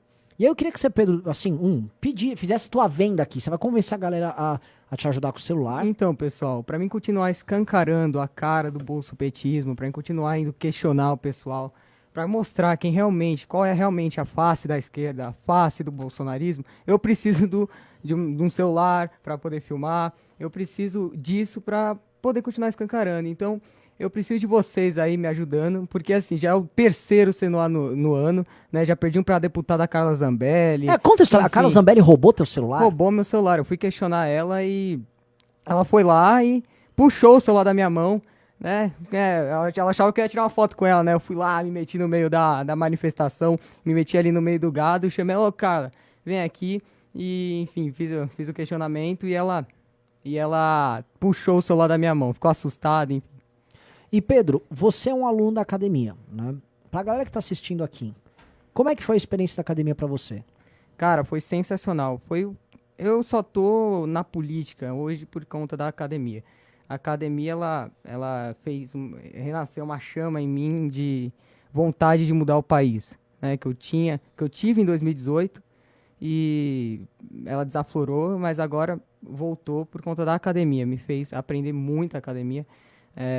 Eu só tô sabendo mesmo de política, assim, eu só tô conhecendo mais por conta da academia. Eu não sou mais um analfabeto político por conta da academia. Considerando que em 18 você tinha 13 anos. O Pedro é um garoto meio precoce, assim, é um baita talento aqui da academia. Tá? É até um garoto meio fortinho, esquisito, que ele é meio malhadinho. Você tem umas paradas, mano, esses garotos de hoje é muito esquisito, velho. Pelo menos você é um garoto ativo. E é briguento, ele vai realmente nessas manifestações. Então, fica aqui o pedido da galera. Por favor, quem quiser mandar um pix pra ajudar o Pedrinho a comprar um celular, mande aí, porque ele perdeu o celular, que apesar dele foi destruído, um sindicalista tomou o celular e tacou no chão. E ainda me deu um soco na cara depois um presentinho depois. Ainda tomou uma muqueta aí por causa disso. Então, obrigado, Pedrovski. Você assim, mostra que a base, não só a base vem forte. A existência do Pedro e de outras lideranças que estão pintando, o Mago Liberal é outra, o Tudesco, o Eric Zanon, o Matheus lá em Santa Catarina e tantos outros jovens que estão surgindo dessa nova geração do MBL que vão estar junto no nosso congresso. É sintoma assim, se achavam que iam acabar com a gente, se fuderam. Quem achava que a gente tava, mas o MBL já era, meu irmão, a geração nova vem boa, vem firme e Não, e num movimento muito organizado, Renan, de restabelecer os núcleos regionais a partir das pessoas que estão fazendo academia, estão se formando na academia e que vão ter esse aprendizado do que efetivamente o MBL se propõe a fazer, como ele se propõe a fazer, com total transparência, e as pessoas têm que se comprometer com isso. E a academia é o melhor caminho para acontecer isso. Aliás, eu só queria fazer uma observação. Quem quiser doar também para o seguro de vida do Pedro, pode dar um Pix. Outro cara que chegou aqui nessa geração foi você não é da academia, Sim. até porque você já estava na política antes, mas, assim, tá vindo um conjunto de quadros novos aqui, muito legal mesmo. Aliás, assim, o Liberaldo é uma grata surpresa, de verdade, porque quando a gente conheceu, eu falei, vamos ver se ele sabe falar. Você sabe falar, você participa das coisas, vai muito bem. Não, obrigado. Eu tô animado mesmo. Na verdade, Renan, o que acontece é o seguinte, quando você quer se envolver com a política, imbuído do espírito de efetivamente fazer diferença, fazer alguma coisa que vale a pena, independente de não necessariamente você ser candidato ou ser eleito, mas você militar defendendo algo que você de fato acredita e olhando para o futuro e identificando que as coisas precisam mudar e este é o caminho para fazê-las mudar, eu não vejo outro movimento de direita, mas uma direita responsável. Por mais que o MBL, muita gente acha que o MBL tem um ar radical e tal, isso é para quem quer simplesmente rotular sem conhecer. Porque quem conhece e entende o espírito do movimento sabe que este aqui é o caminho para você realmente contribuir com um Brasil melhor no futuro. Deixa eu te fazer uma pergunta real, até para o Pedrinho também. Porque eu tô no MBL desde que, pô, a gente fundou, somos fundadores do MBL, então minha perspectiva, minha leitura do que é o MBL é ultra enviesada, que não é nem igual ao do Arthur. O Arthur esteve já fora, viu e tá dentro. Eu nunca tive nem um pouco fora. Então, e ainda eu sou uma pessoa muito identificada com a instituição. Tipo assim, o Kim é um parlamento, ele é uma estrela só. O Renan é quase como se eu fosse um, sei lá, aquela casa que você compra que é uma televisão. É igual se o cara comprou um MBL e vem eu instalado dentro. Mas você é o Paulo Guedes. Nossa, que filho da puta, velho. Ô Paulo Guedes, cadê a reforma, caralho? Porra, a gente não votou em você pra isso. Tô vendo Saco, velho. É muito bom, meu. Quando o riso vem aqui, fica bom. Perguntar pra vocês dois. Por que você citou um rótulo do MBL de radical? O que é o MBL, assim, quando você olha de fora e depois você olha dentro? Eu ouvia falar do MBL desde talvez 16, através de um amigo em comum nosso lá do Rio, o Ricardo. Fiquei conhecendo vocês num jantar, enfim, uma recepção que ele fez lá para vocês na casa dele. E eu via uma turma jovem, com muita vontade,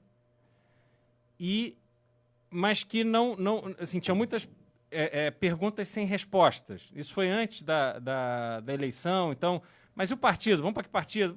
Puta, não sei e tal. Então, enfim, tinha uma série de dúvidas ali.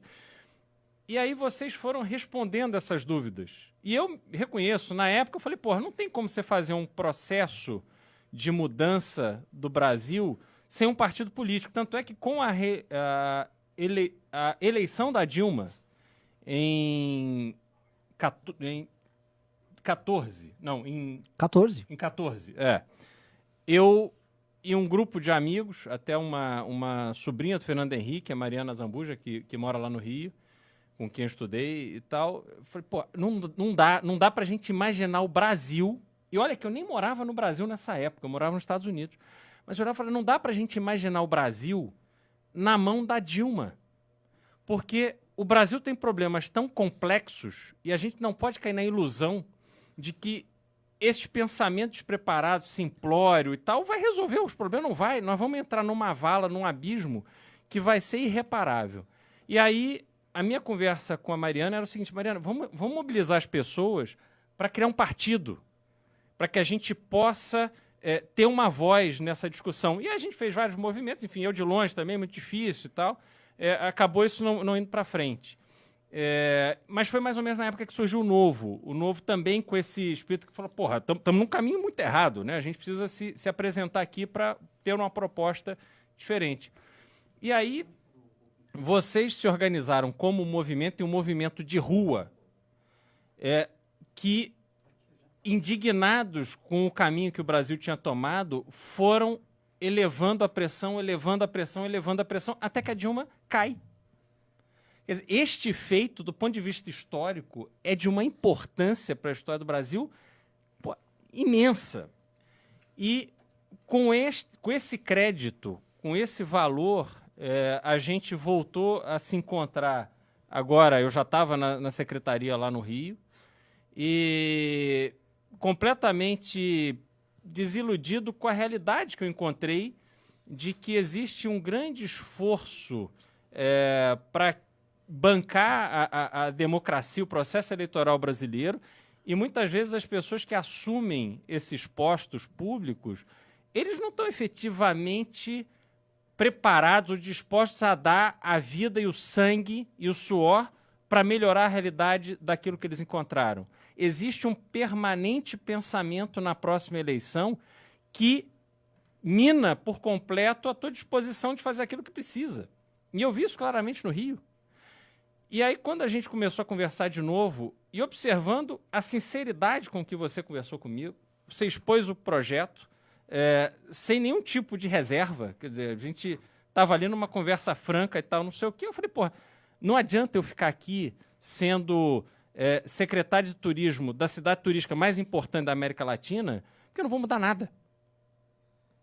O que vai me fazer mudar o Brasil, a realidade das pessoas, é embarcar num projeto que eu acredito, que me dá tesão, porque naquele momento eu podia me dedicar a isso sem esperar nada em troca. E aí eu vim para cá e fui acolhido com a mesma sinceridade e com a mesma transparência das nossas conversas por todos. Então, quer dizer, são características que definem o movimento. E a gente está aqui defendendo pautas muito claras. Eu não vou aceitar nenhuma Dilma completamente incapaz de executar o projeto que o Brasil precisa, e não vou aceitar um Bolsonaro que está aqui numa agenda que ele também, de longe, está preparado para aquilo. Na verdade, ele tem muito mais semelhanças ao longo da sua vida parlamentar com a Dilma do que tem com qualquer liberal de direita, qualquer pensador do liberalismo.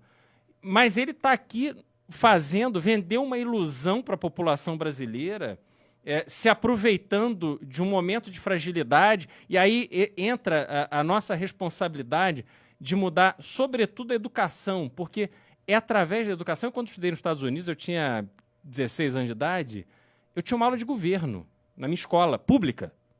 E não era uma aula de governo para me vender a ideia democrata ou republicana. Era uma aula de governo para me vender a realidade política dos Estados Unidos. Como funciona, como é, o que representam os pensamentos dos partidos políticos. E, a partir disso, cada um seguiu o seu caminho. Mas, aqui no Brasil, se a gente não reforçar o aprendizado da população, porque a democracia é o melhor sistema de governo, mas ele pressupõe que a população está devidamente esclarecida, que ela conhece a sua força no processo democrático. Não adianta a gente eleger um deputado, porque a cada 4 anos a gente renova 100% da Câmara. Então não dá para a gente ficar falando mal do Arthur Lira, porque ele foi eleito e reeleito, vez após vez, eleição após eleição, ele representa alguém, um grupo de pessoas suficiente para ele se eleger. Agora, a gente vota em alguém e aí, depois que a gente vota, a gente não se comunica com esse parlamentar. Porra, e hoje é e-mail. Tá ali, toda vez que ele aparece na TV Câmara, na TV Senado, onde quer que seja, aparece embaixo ali o e-mail dele. Quantos de vocês escreveram para o seu parlamentar? E o seu parlamentar não é em quem você votou, não. Porque em quem você votou, ele pode não ter se elegido, o que acontece na maioria das vezes. Mas aquela pessoa que está lá representando o seu estado, aquela pessoa te representa. Então não se esquive dessa responsabilidade. Você tem que cobrar. Você tem que, pelo menos, escrever um e-mail.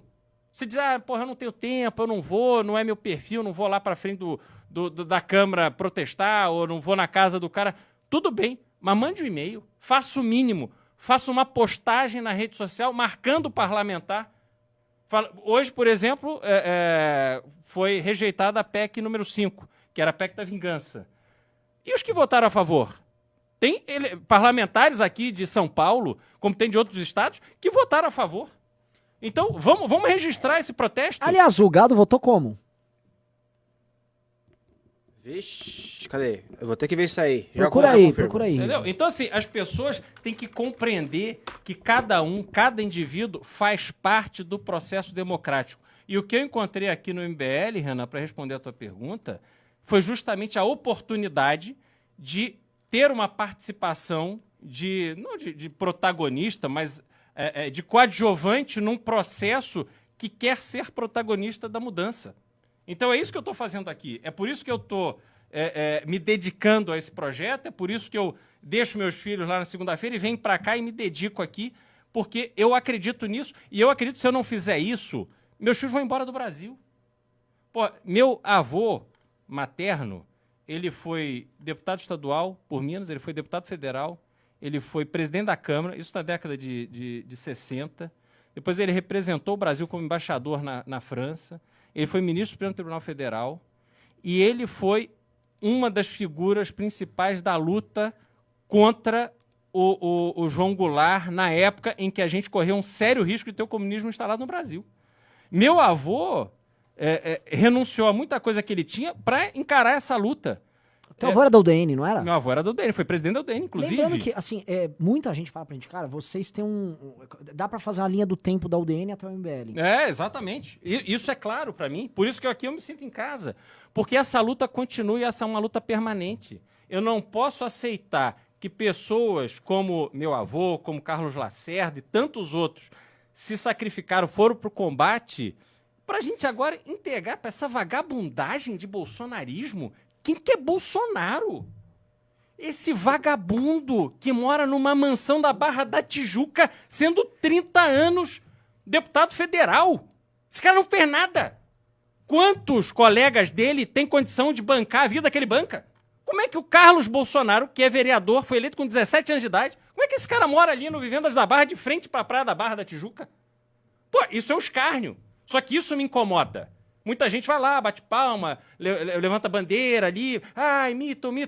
Isso me revolta.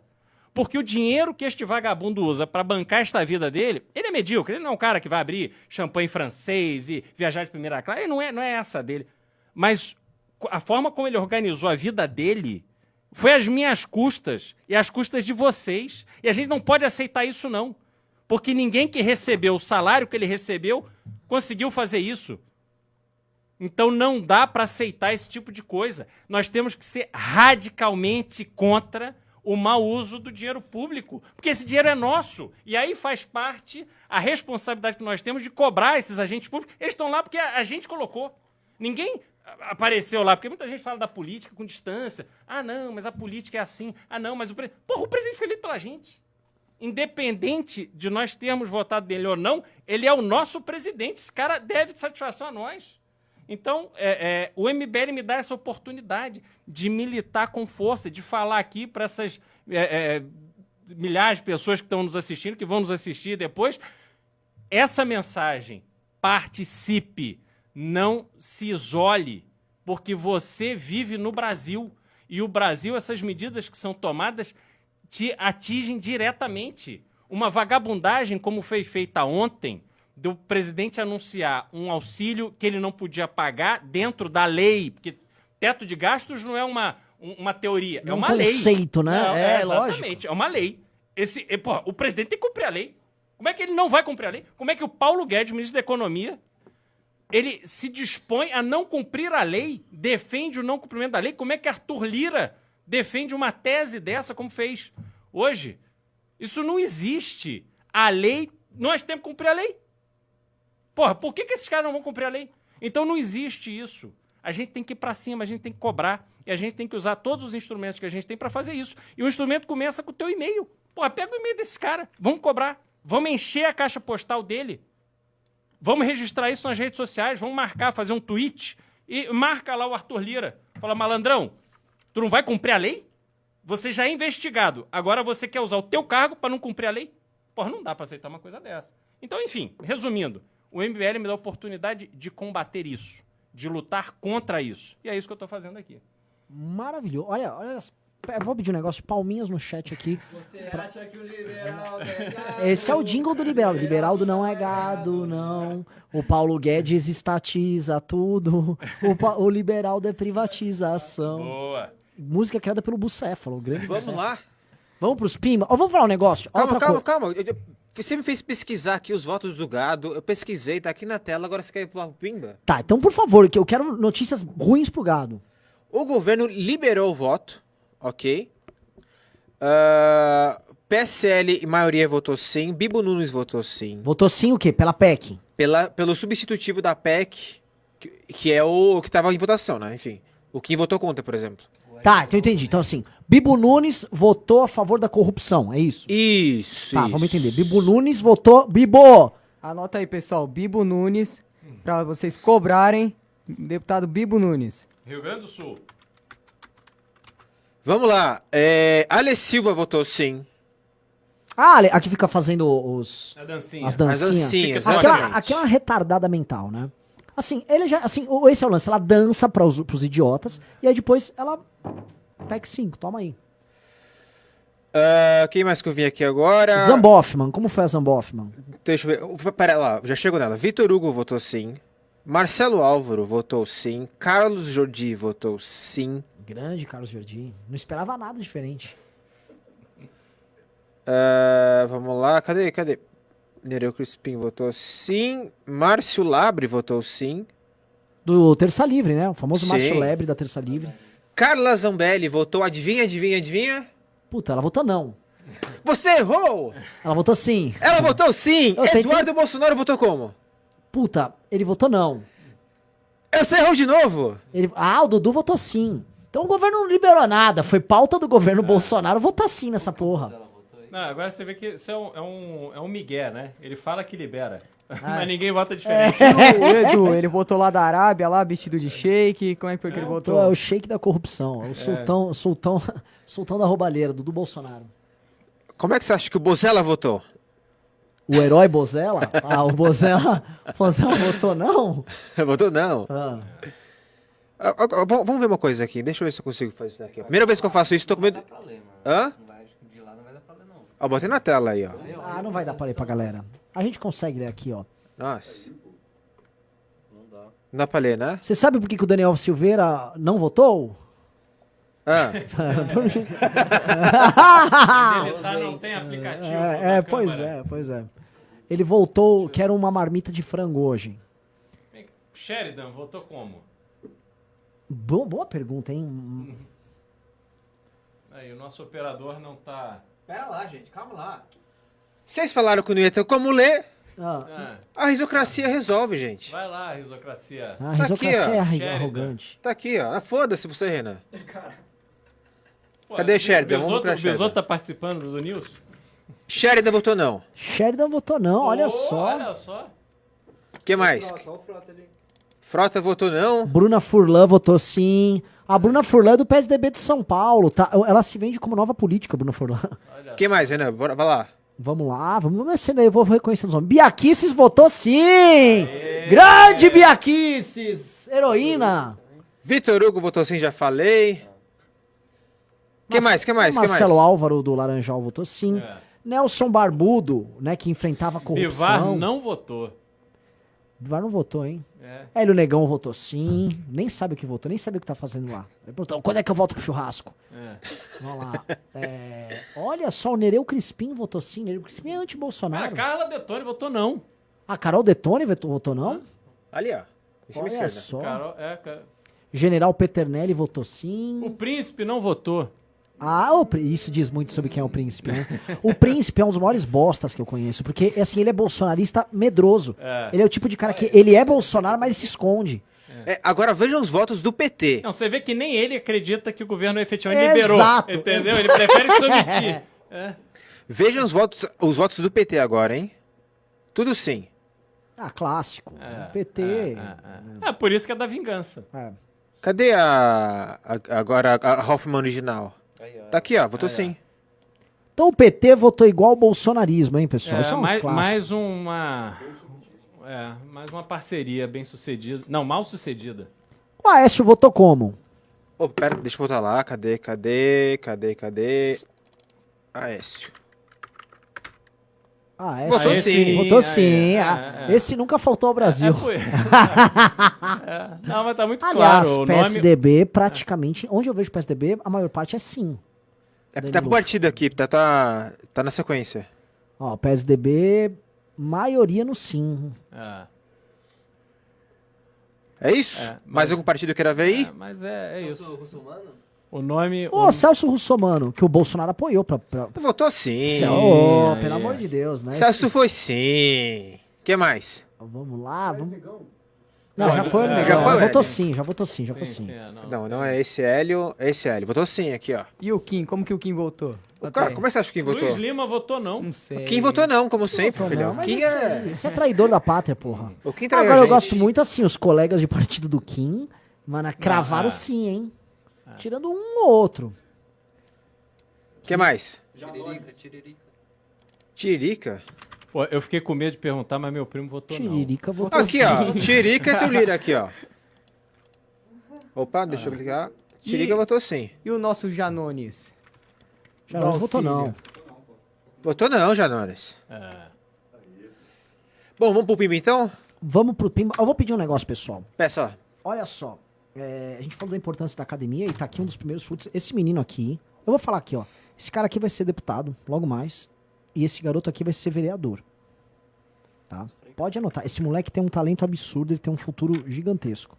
Isso, tirando os outros nomes da academia ao redor do Brasil que vão ser eleitos e que a gente tá formando, a base vem forte. Agora, o que eu vou falar é o seguinte. O Congresso é um evento que justamente tem um efeito igual ao da academia. É um evento que a gente vai encontrar todo mundo. Já estamos com mais de 1.000 ingressos vendidos. Estão absurdas as vendas. E quem sabe que, assim, quando a gente leva a sério a venda, eu tô ligando, a gente tá fazendo venda de eu tô fazendo telemarketing, um homem na minha idade. O dia todo Eu a gente poderia tá ser uma, fazendo. uma operadora gostosa de headset, não sou, é o Renan Santos Careca ligando pra você pra vender o congresso. E é o seguinte, preço especial enquanto a gente lê o Pimba de R$250 hoje, tá? Então vamos ver se a galera tá com nós e a gente vai vender 10 ingressos hoje, ou se vão ficar de frescura, tá? Principalmente os membros do MBL, que tem muito membro que não vai. Mas membro do MBL que não vai no congresso Triste. era membro do MBL, só digo isso. Tá? Pra ser, qual é, gente? Tem um ano, todo mundo sabe que vai ter congresso do MBL. Tá um ano todo, ai, agora eu não sei. Qual é, gente? Até porque é o seguinte, tá vindo uma geração nova aí. Membro do MBL que tá brincando com isso aí, a fila anda. Não, e o movimento se faz desses momentos. Sim. Momentos de reunião. Terão ali nomes importantíssimos do cenário nacional, mas é uma oportunidade das pessoas se conhecerem, confraternizarem, conversarem, entenderem, aprimorarem o seu entendimento. Terão inúmeras atividades ali para participação de todos. Então, não dá para ficar de fora, não. Não mesmo, maior evento político E do o ano. MBL faz de tudo. Eu nunca vi. O MBL, ele arruma desconto em ônibus, em passagem, arruma pessoa pra fazer telemarketing, tá fazendo de tudo pra colocar vocês lá. Não tem como A perder, gente tem mão de obra infantil escrava aqui trabalhando, que apanha pelo... É um negócio incrível. Vamos lá, ô Rizão, você vai ler os Pimba aí? Eu vou ler, né? Agora eu sou operador desse lugar aqui, eu tenho que ler. Ô, mas tá bonito esse cenário, hein? Puta que pariu, velho. É porque eu tô aqui, Renan. Eu sei, com certeza por causa de você. Obrigado. Vamos lá, então. Como é que faz? Lê o nome do cara aí, Vai a lendo, mensagem? vai lendo. Agora sim, pimbinha de R$2, R$5. Você vê que a pergunta é ruim, já vai passando. Vamos acelerar aí. É o Hugo Augusto Vigolo Bassaglia mandou R$20, perguntou PEC 431 de 18 do Nilson Lentão. O senhor é a favor? Acho que essa pergunta era pro Maia. Pro Maia. Já foi. Eric... Hugo Fala. Vigolo, só lembrando que eu acho que é o Hugo Vigolo da academia, do time dos Pegasus, que aprovou um negócio lá no Mato Grosso, tá? Deram um show. Outro aluno da academia. Ou Barro aprovou um negócio lá. Um aluno. Aluno da academia. Na militância, Na militância. é, Bizarro isso. esse é um exemplo do que se pode fazer quando se tem vontade, tem disposição. Eric Lúcio Bezerra da Silva, ótimo programa. Maia estava muito bem, não tinha que ficar brigando, não tem nada. Parabéns, chamem mais convidados com esse perfil diferente. Sucesso. O cara tá achando o quê? Que a gente vai chamar? Ô, Maia! Vamos abrir o jogo aqui. Ah, Tranca a porta aí pra ele não tranca. fugir. É que vocês são burros. É umas coisas assim. Pode ir próximo? Pô, óbvio. Conrado Bernardes Caldeira mandou 300 conto. Aê, boa. Mensagem dele, celular Pedrinho. Aê! Nossa. Ah, que moral, meu amigo. Agradece o cara aí, pô. Manda um abraço Qual que pra é o ele. nome dele? Conrado. Conrado, um grande abraço, viu? Olha, foi meio carismático. Não foi Muito carismático. Capricha mais, vamos lá, vamos lá. Ah, não, então não foi tanto. Não, Não foi, não. Fala, pô, agradece. Cara, fala, pô, muito obrigado, meu celular. Ainda não entendeu nada, ele tá tenso ainda. Tá travadão, o Pedrinho travou. Conrado, valeu. Obrigado aqui em nome do Pedrinho, que tá emocionado com a tua, Tô muito com a tua emocionado. ajuda. com a sua ajuda. Obrigado. Essa tua contribuição ele jamais vai esquecer, eu tenho certeza disso. Porque hoje o celular é o principal instrumento de trabalho de alguém que faz esse trabalho que ele faz. Viu, Perfeito. Pedrinho? Gabriel Bittencourt mandou R$5 e essa grana vai para o Pedrinho. Opa! Boa. Me perdi no sprint aqui, cadê? Rafael Padilha de Oliveira mandou 200 conto e falou: o que faltou do valor do ingresso? O Liberaldo já tem meu voto 2022 easy depois dessa surra. Muito obrigado, muito obrigado. Meu irmão, aguardem Liberaldo nas eleições. Se você disse que o liberal é gado, Liberaldo não é gado, não. Paulo Guedes estatiza tudo, Liberaldo é privatização. É isso aí. Inclusive, quem puder seguir o Liberaldo no Instagram, Cristiano Beraldo BR, porque eu estou cuidando também da conta dele. Então me sigam lá, o trabalho, valorizem, deem like, compartilhem. Tudo. Eu estou em excelentes mãos. Então vocês me ajudem aí me seguindo. O William Soares Paixão mandou R$10 e falou: qual foi, Renan? Devolve o nosso Liberaldo pro Rio de Janeiro, porque o Dudu está sozinho. Porque o Dudu sozinho não tá dando jeito. Não, Renan. E o convidado misterioso? Renan Presidente. Não vou falar que é um convidado misterioso, eu só abro que é um convidado misterioso se vocês baterem a cota de 10 ingressos aqui na live. Sério mesmo, se você falar, eu não vou, compra pra eu doar pra alguém. O que eu tô ligando de gente que não tem grana, eu tô assustado. Porque eu fiz um pouco de telemarketing na academia. E a crise já tinha chegado. Agora, até pessoas que participaram da academia falam, meus pais perderam emprego. Tá assustador. Então, se você tiver como ajudar, ajuda, por favor. Mais R$5 do William Soares Paixão. Ele falou palmas pro Liberaldo e o novo vice do Renan. Valeu. Cara, a chapa liberal novo do vice, Renan. né? Aliás, Liberaldo, você é um cara para o executivo. Temos que, olha só, eu não posso falar isso por causa da lei eleitoral. Não que eu estou falando que as pessoas devam votar no Liberaldo. Muito pelo contrário. Tá? Eu não tenho direito Não, de falar muito isso. pelo contrário também não. Se quiserem, quando chegar a oportunidade, que elas decidam, né? É que elas decidem um candidato liberal. Fechou? Assim, mas é que não posso. Assim, a justiça eleitoral é cruel conosco. Exatamente. A gente tem mais de 100 mil reais aí pagando em multa eleitoral. Mas é assim, decidam por um candidato liberal do MBL. Ó! Muito bom, muito bom. Fez um drible aí esse... Dibre, foi um dibre mesmo. O CB7 fez um drible aí. Drible. Marta Miriam Perim, deixa eu mudar de câmera agora pro Pedrinho de novo, mandou R$100 e falou contribuição para a compra do celular Muito de obrigado, Marta. Tamo junto. Melhorou, O Pedro. cara vai sair com o iPhone 13 daqui. Pedro. É isso aí. Cara, aparentemente acabaram os Pix. Não, vai pro Pimba. Ah, tem um Pimba também, vamos lá. A Marta Miriam Perim mandou mais R$50 no Pimba e falou, caríssimo, seguem R$100 no Pix para ajudar na compra do celular do Pedro. Boa noite. Opa, Marta, muito Marta é uma obrigado. heroína. Em dobro. Agora, cara, eu não tô achando mais o resto dos... Se fosse o Bucéfalo, hein, Riso? Não, gente, faz uns 2 anos que eu não opero esse troço aqui. Mas eu não tô achando mais, cadê? Vocês sabem que eu vou abrir um restaurante, chama Área Comida Indo-Europeia. E eu falei que eu ia sacrificar um animal pra fazer. E aí eu sacrifiquei o Bucéfalo, ele infelizmente Por isso que ele sumiu. sumiu, exatamente. Mas vocês podem ter, assim, uma cerimônia de despedida no restaurante do... Exatamente, congelei a carne. Vamos lá, já achei o resto de hoje. Cadê? Lá. Estela mandou $5, o que dá uns R$220. Vou mandar uma caneta espiã para o Pedrinho quando for para o Brasil. Aliás, já está comprada. Boa. Opa, caneta espiã. Caneta espiã, que chique, hein? Eu Tá melhorando meu equipamento. Vou perder meu celular também por aí para ver se eu consigo essas coisas. Mais $10 australianos do Gabriel Castro Lima pro celular do Guerreiro. Pergunta: tem Renan presidente 2022 ou não? A gente tá debatendo com os partidos, ainda é uma possibilidade ainda pequena, mas outro dia quase chegaram nos Trending Topics do Renan 2022. Se chegar nos Trending Topics, eu vou poder chegar nos presidentes do partido e falar, eu sou um cara popular. No mínimo, eu sou mais popular do que alguns dos caras que já são pré-candidatos aí. Então, alguma coisa dá.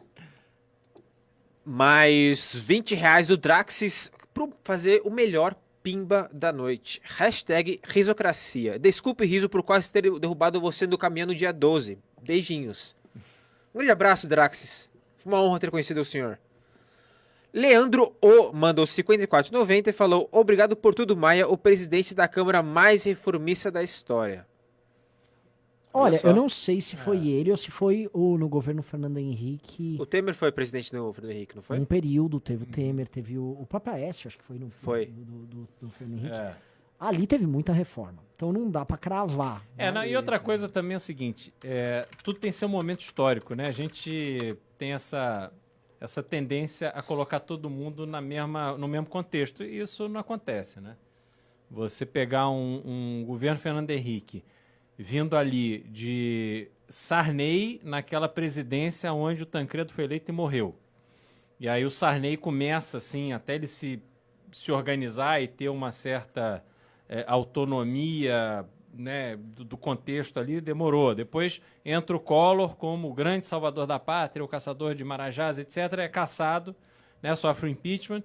Entra o Itamar, que era uma figura apagada, e traz o Fernando Henrique, aí o Fernando Henrique entra. Então ali o Fernando Henrique efetivamente foi o primeiro presidente eleito da redemocratização que conseguiu levar adiante um projeto num tempo de estabilidade, porque o Plano Real foi feito no governo Itamar. Sim. Então, com inflação de 80% ao mês, como a gente tinha no governo Sarney, não tem reforma que dê jeito, porque você não sabe qual será o cenário do próximo mês.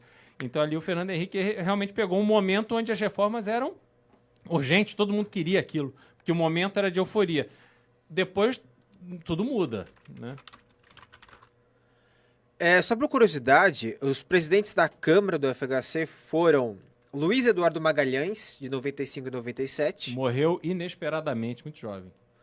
Michel Temer, de 97 e 99, Temer reeleito de 99 a 2001 e Aécio Neves de 2001 a 2022. Não, o Temer então pegou, hein? É. Esse é um homem reformista, então, né? E aliás, só para fazer um registro, Renan, o Brasil, ele conta a sua história de eventos trágicos. Então a gente começou ali com Tancredo, foi eleito e faleceu, nem assumiu, porque ficou doente e faleceu. Depois o Luiz Eduardo Magalhães, era um nome que na época ele estava extremamente forte para ser candidato a presidente. Ele era o próximo presidente da República. Ele era não o próximo seria presidente. o Lula. Exatamente, exatamente. Aliás, deixa eu fazer uma pergunta pra você. O Pedrinho nem existia na época. A gente deu um azar enorme, porque tinha ele e teve o Covas também. Que era Sim. um cara que, se fosse o candidato sucessor do Fernando Henrique, ele não ia ser aquela palmolência do Serra. Sim. O Covas é um cara que peitaria o Lula igual ele peitava sindicalista aqui. Uhum, exatamente. E aí faleceu. Depois a gente teve, mais recente agora, a gente teve o Eduardo Campos, que se não tivesse falecido naquele trágico acidente, a história da eleição teria sido diferente. Sim. Depois a gente teve, que aí era o Aécio, né? Então, com o Eduardo Campos contra o PT naquele jogo, o Aécio teria tido muito mais chance. E o Aécio perdeu assim por um detalhe. Não, se virasse metade dos votos de Pernambuco ali, você virava o jogo. Exatamente, exatamente. Então a gente poderia ter tido um futuro diferente.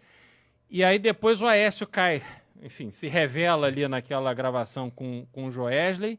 E aí tem outra coisa também que eu acho que marca muito a nossa história recente, que é a atitude do PSDB. Eu fiz essa provocação com o Maia, mas ele, enfim, pôs panos quentes, do PSDB não saber ser oposição, achar que naquele momento do mensalão aquilo não era justificativo o suficiente para tirar o Lula.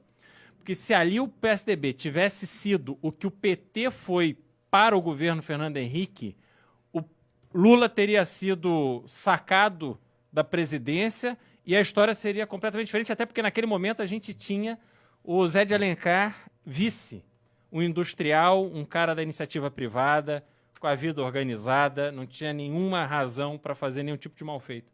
Então a história do Brasil ela também se conta nessas tragédias. Enfim, não adianta a gente ficar imaginando como seria, mas a gente está pagando a penitência, isso tem que ficar claro. Vamos lá. Chegou mais um Pix da Marilene. Da Mariana Chauí? Isso. Mariana no Sol Felipe mandou R$50. Encontrei esperança no MBL. Dúvida: o Congresso é para todas as idades e o público sem vínculo ao MBL? Mas óbvio, o Congresso não é. Não entendam assim o Congresso do MBL como se fosse a conferência dos membros do MBL. É para qualquer um. O Congresso do MBL é para todo mundo.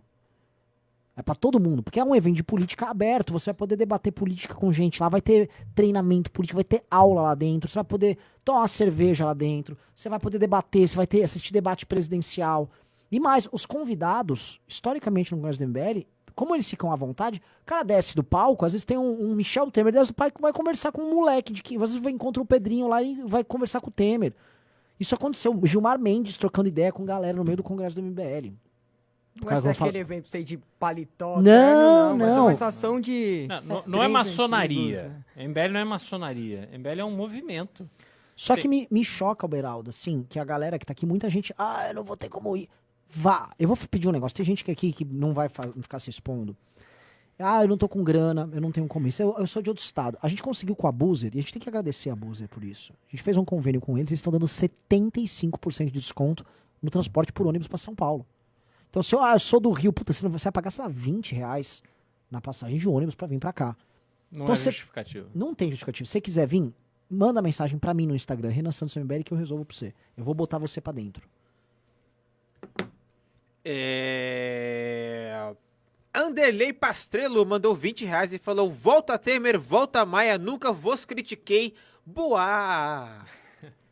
A gente tem que olhar pra frente, não adianta a gente ficar olhando pra trás, não. E também, assim, o governo Temer com o Rodrigo Maia lá tomaram decisões erradas que ajudaram o bolsonarismo a crescer ali. Inclusive teve outro pimba do Rafael Eduardo Monteiro da sei lá o que, porque o YouTube cortou aqui, R$5. Em 2013, acho que ele quis dizer 2023, Lula eleito, Maia presidente da Câmara, o Brasil vai decolar novamente. Ok. Ok? Jeca Tatu mandou 300 conto. Pimbaço! Falou, para o Congresso, alguém que não pode pagar. Não mora em São Paulo, mas vou conseguir uns votos para o Liberaldo, monstro. Boa. E esse dinheiro, então, é para um ingresso? Para Para o ingresso. Para o alguém. ingresso. Vamos doar aqui. Então temos uma Legal. venda de ingresso aqui por Pimba. Por Pix é o seguinte, o Vitor Sono me mandou. Tivemos 6 Pix, eu pedi 10. Falta 4. Vocês podem mandar os 4, por favor? Falta Tá 4. quase. 4, Tá quase. pessoal. E, ó, eu vou dizer o seguinte, o conteúdo e o acesso que vocês terão ao ambiente do debate político, as pessoas que vão ali estar debatendo, que são assim, os grandes caciques da política brasileira, não tem R$300 que pague.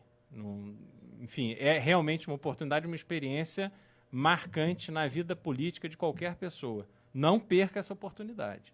Lembrando que o Arthur, ele entrou pra política depois de ir num congresso do MBL. O Arthur fazia os vídeos dele de crítica política. Ele foi num congresso do MBL de São Paulo, em 2016, viu aquelas coisas, conversou, falou, nossa, existe um monte de gente querendo fazer, deixa eu fazer. E ele se decidiu candidato mais ou menos nessa época, para deputado estadual, em 2016. Mais $20, que dá realmente hoje uns R$120, hein? Pô. Não é? Nossa, quase isso. Mais ainda? Não, Não, quase isso. quase isso. Antônio Carlos Martins falou, para ajudar. Muito obrigado. Acho que é isso. É isso? Não mandaram... Dê mais... Renan, deu R$112, deu quase 120, hein? Vamos lá. Não, tudo bem. É o seguinte, eu dou mais R$5, 5 minutos pra encerrar o programa, pra ver se o pessoal compra os... Chega um cara... não tem um mecenas aí? Eu tô com um monte de moleque duro. Eu posso depois, assim, o mecenas me manda manda alguém um pix de R$1.000 pra eu vender esses 4 ingressos restantes.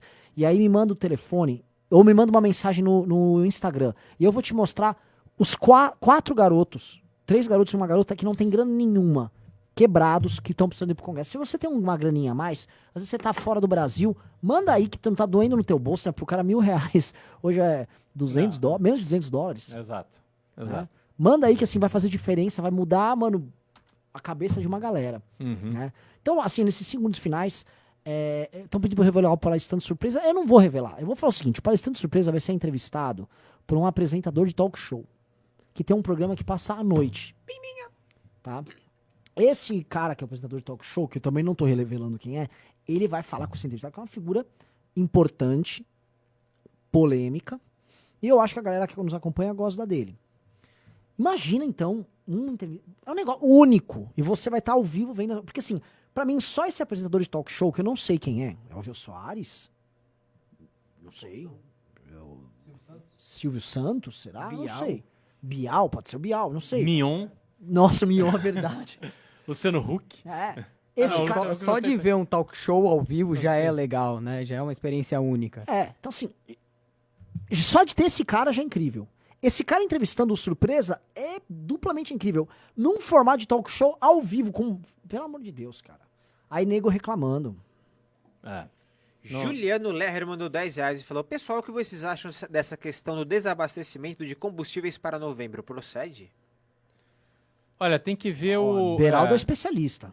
tem que ver o cronograma de manutenção das refinarias. O grande problema é o seguinte, as refinarias brasileiras, elas são refinarias muito antigas e não foi feito o investimento necessário para modernizá-las. Tanto é que esse petróleo que é produzido no pré-sal, que o Brasil tanto se orgulha de ter uma produção hoje suficiente ou quase isso para o seu abastecimento, só que esse petróleo ele não consegue ser processado nas refinarias brasileiras, porque quando você constrói uma refinaria, ela é construída para um tipo de petróleo específico, e aí você obviamente faz uma conta de quantos anos aquele poço vai produzir, e aí seja um poço no Irã, na costa do Golfo, enfim, não importa, mas você faz a refinaria para aquilo. O Brasil não modernizou as suas refinarias.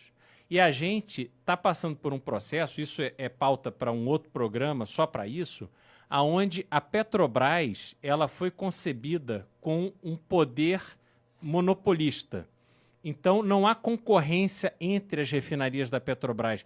O Eduardo Bolsonaro, naquele vídeo idiota que ele justifica a ida dele para Dubai, ele fala do Mubadala, que é o fundo multibilionário dos Emirados Árabes, que comprou uma refinaria no Nordeste, não me lembro qual foi o estado.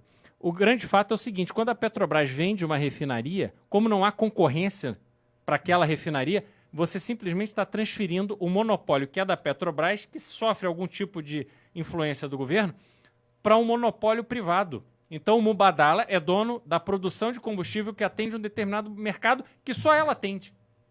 Então esse é o tipo de privatização idiota que para essa privatização acontecer de forma bem sucedida, primeiro, ela tinha que estar apoiada num programa de incentivo à importação de combustível para aquele mercado. Para o comprador já sentir que ele não está ali podendo colocar o preço que ele quer. Segundo, incentivo para a construção de novas refinarias.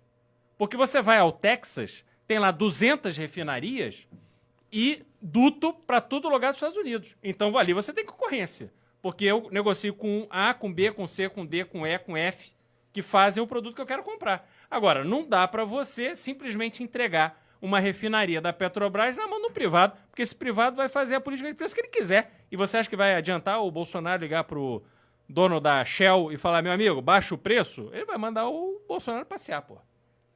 Mais pimba? Antônio Carlos Martins mandou $5 e falou: pera, parar o carro, vou mandar, tô em USA Breakdown. Tem ideia de quem sou? Olha, eu não sei, mas provavelmente ele vai comprar o ingresso dos 4 ali que estão faltando. Uhum. Em dólares. Em dólares. Mas eu não sei como é que ele vai mandar um Pix, eu não sei como é que ele vai fazer. Mas então vai mais 2 minutinhos pra ele. Vamos lá. 2 minutinhos pro Antônio. Não temos mais pima por enquanto. Não temos? Então eu vou comentar o seguinte com vocês. Galerinha, estamos passando por tempos muito estranhos. Muito estranhos. Né? Você vê... boa parte daquilo que a gente lutou nos últimos anos, né? Eu dou o exemplo da PEC do teto. A PEC do teto, vou revelar uma história que ninguém sabe, tá? Assim como o Maia falou agora há pouco, olha, agradeço ao Renan que foi lá ver meu olho da militância bolsonarista. Essa é uma coisa que o gado vai vir e vai recortar, né? O Dirceuzinho foi lá e influenciava o presidente da Câmara pra... Pois é, pra vocês verem assim, vazou aqui que Dirceuzinho tava lá jogando. Em 2016, quando foi ter a PEC do teto, os sindicatos foram com tudo e eles fizeram foi uma greve de estudantes no Paraná. Começou no Paraná uma greve de estudantes contra a PEC do teto. E aí o governo Temer, que tinha acabado de entrar, estava em pânico. Imagina, os caras não estavam no executivo, o Temer estava confuso. Teve ocupação de escola em São Paulo, não teve? Teve em São Paulo, mas começou no Paraná. Teve, não, Sorocaba teve, pra caramba. Quando começou aquilo, a gente era amigo do Mendonça Filho, que era ministro da Educação, que tinha contato com a gente, e o governo Temer estava em pânico. Ele era do DEM. O Mendonça estava em São Paulo e avisou, Renan, venha me encontrar no hotel que eu tô às 7 da manhã. Puta, fui lá. E ele falou, eu preciso de um plano, porque a gente precisa passar uma maior reforma fiscal em muito tempo no Brasil e não temos ideia do que fazer. Aí eu falei, e eu vou levar um soldado surpresa. E levei o Arthur, mamãe, falei. E o Mendonça chega aqui, essa porra, chega um cara fortinho lá, que é o Arthur, eu falei, este cara vai resolver tudo. Eu, pô, tá uma merda, cacete, ferrou, porque os caras estão começando uma greve, vai ter greve em todas as escolas. Eu falei, a gente vai deslegitimar essa greve, vai ter reforma sim. Aí ele falou, mas como? Eu falei, relaxa.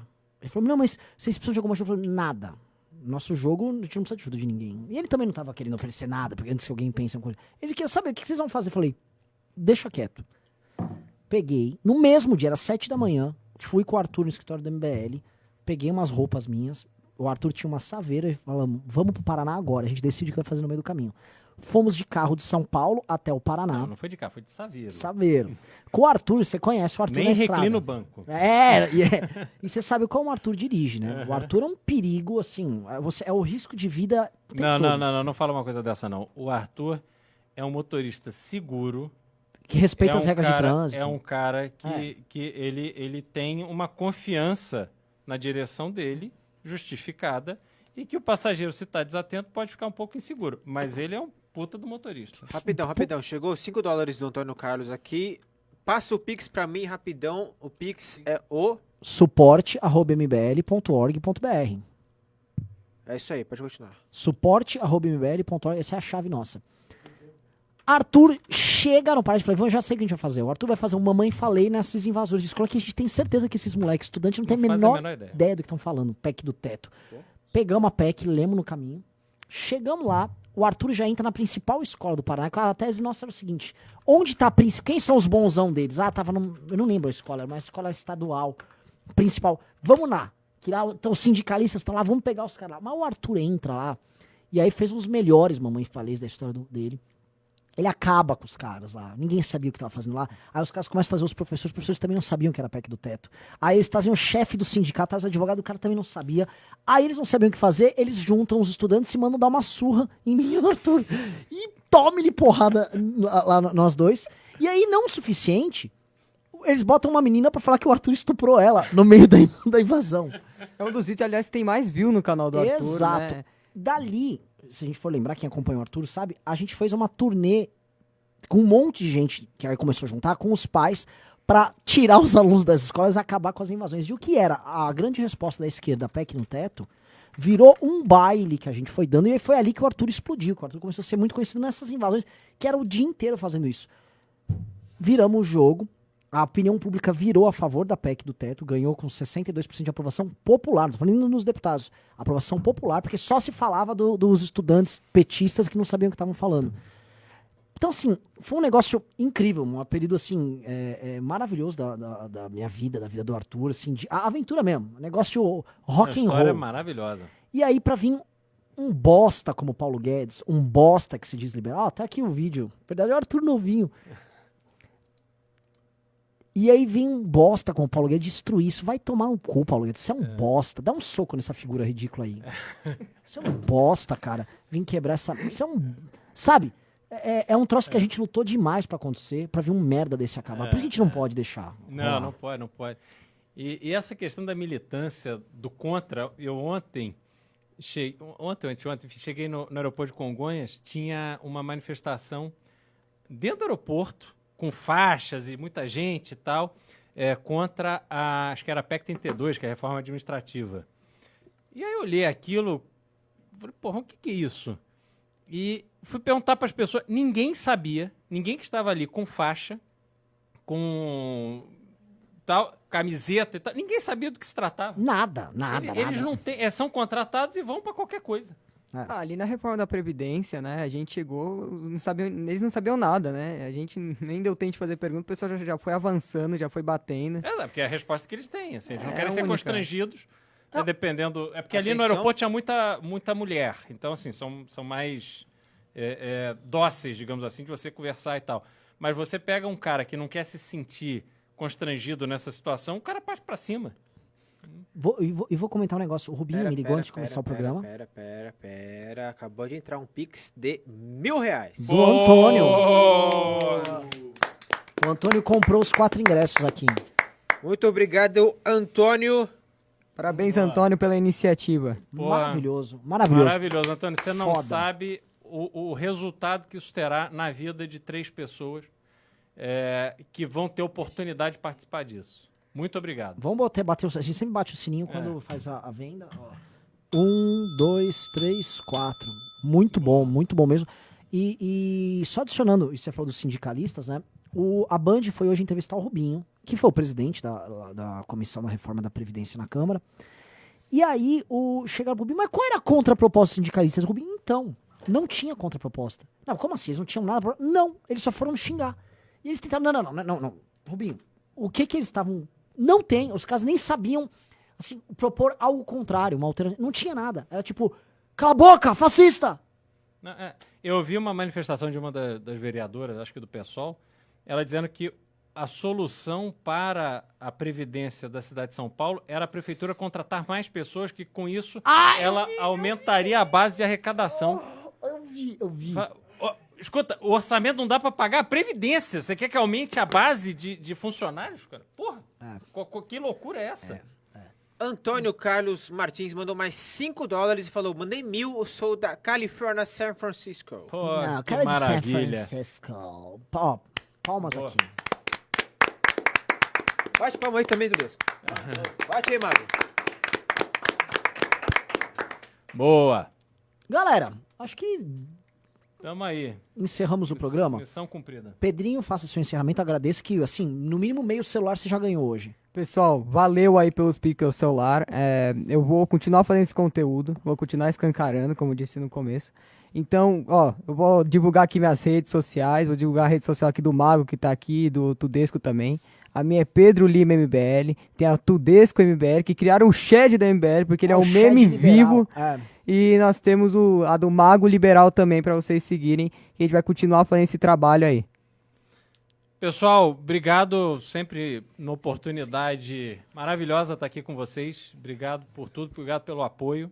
E me sigam, Instagram Cristiano Beraldo BR e no Twitter CR Beraldo.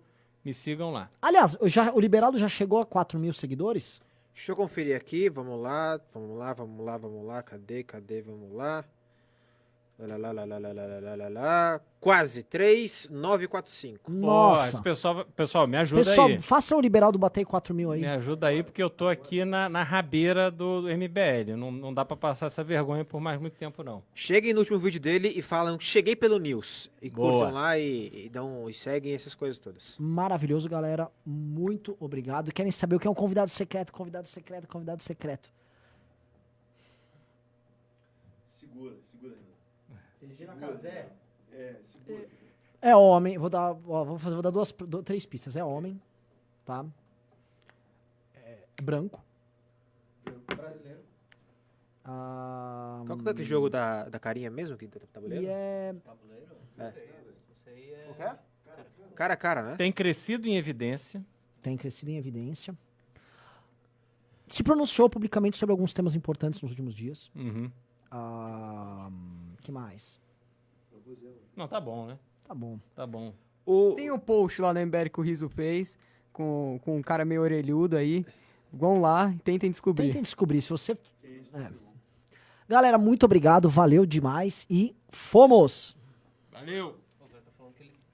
O Jeca Tatu mandou mais R$5, falou que deu um pix de 500. Opa. Ô, louco. Pera. Pera. Encerrou já? Segura. Jeca Tatu mandou pix de 500. Deixa eu ver isso aqui. Confirma isso daí. Mas é pro Pedrinho ou é pro... Acho que é pro ingresso. Ô, louco. Jeca Tatu comprou mais 2. Não, ele não descreveu aí. Vê o Pix aí. Jeca Tatu, você tem que avisar se é pro Pedrinho ou se é pro ingresso. Porque aí vai ter... ou deixou uma criança feliz ou vai deixar algumas outras felizes. Vamos ver. Pra mim, eu só quero eles felizes. Se o Pedrinho ficar feliz, tô feliz também. Jeca Tatu. Bom, enquanto ele não manda, eu quero agradecer o Rodrigo Maia, que veio pra minha reestreia do News. Porra. Ele veio só pra isso. Prestígio. Ele veio só pra minha Na reestreia do verdade, News. o convite foi feito nessas bases. Sim. Não. Tanto que o convite foi feito no seguinte termo. Quando o Riso fazia o News, o Maia ainda era presidente da Câmara. Então ele convidou, falou, não, Maia, você como presidente da Câmara, vai. Quando eu reestrear, que ele achou que ia ser um período. Aí o Maia só cumpriu agora. Entendeu? Boa. Terminou? Não sei, o rapaz mandou aqui, tá esperando a confirmação desse pix. Vamos, Jeca.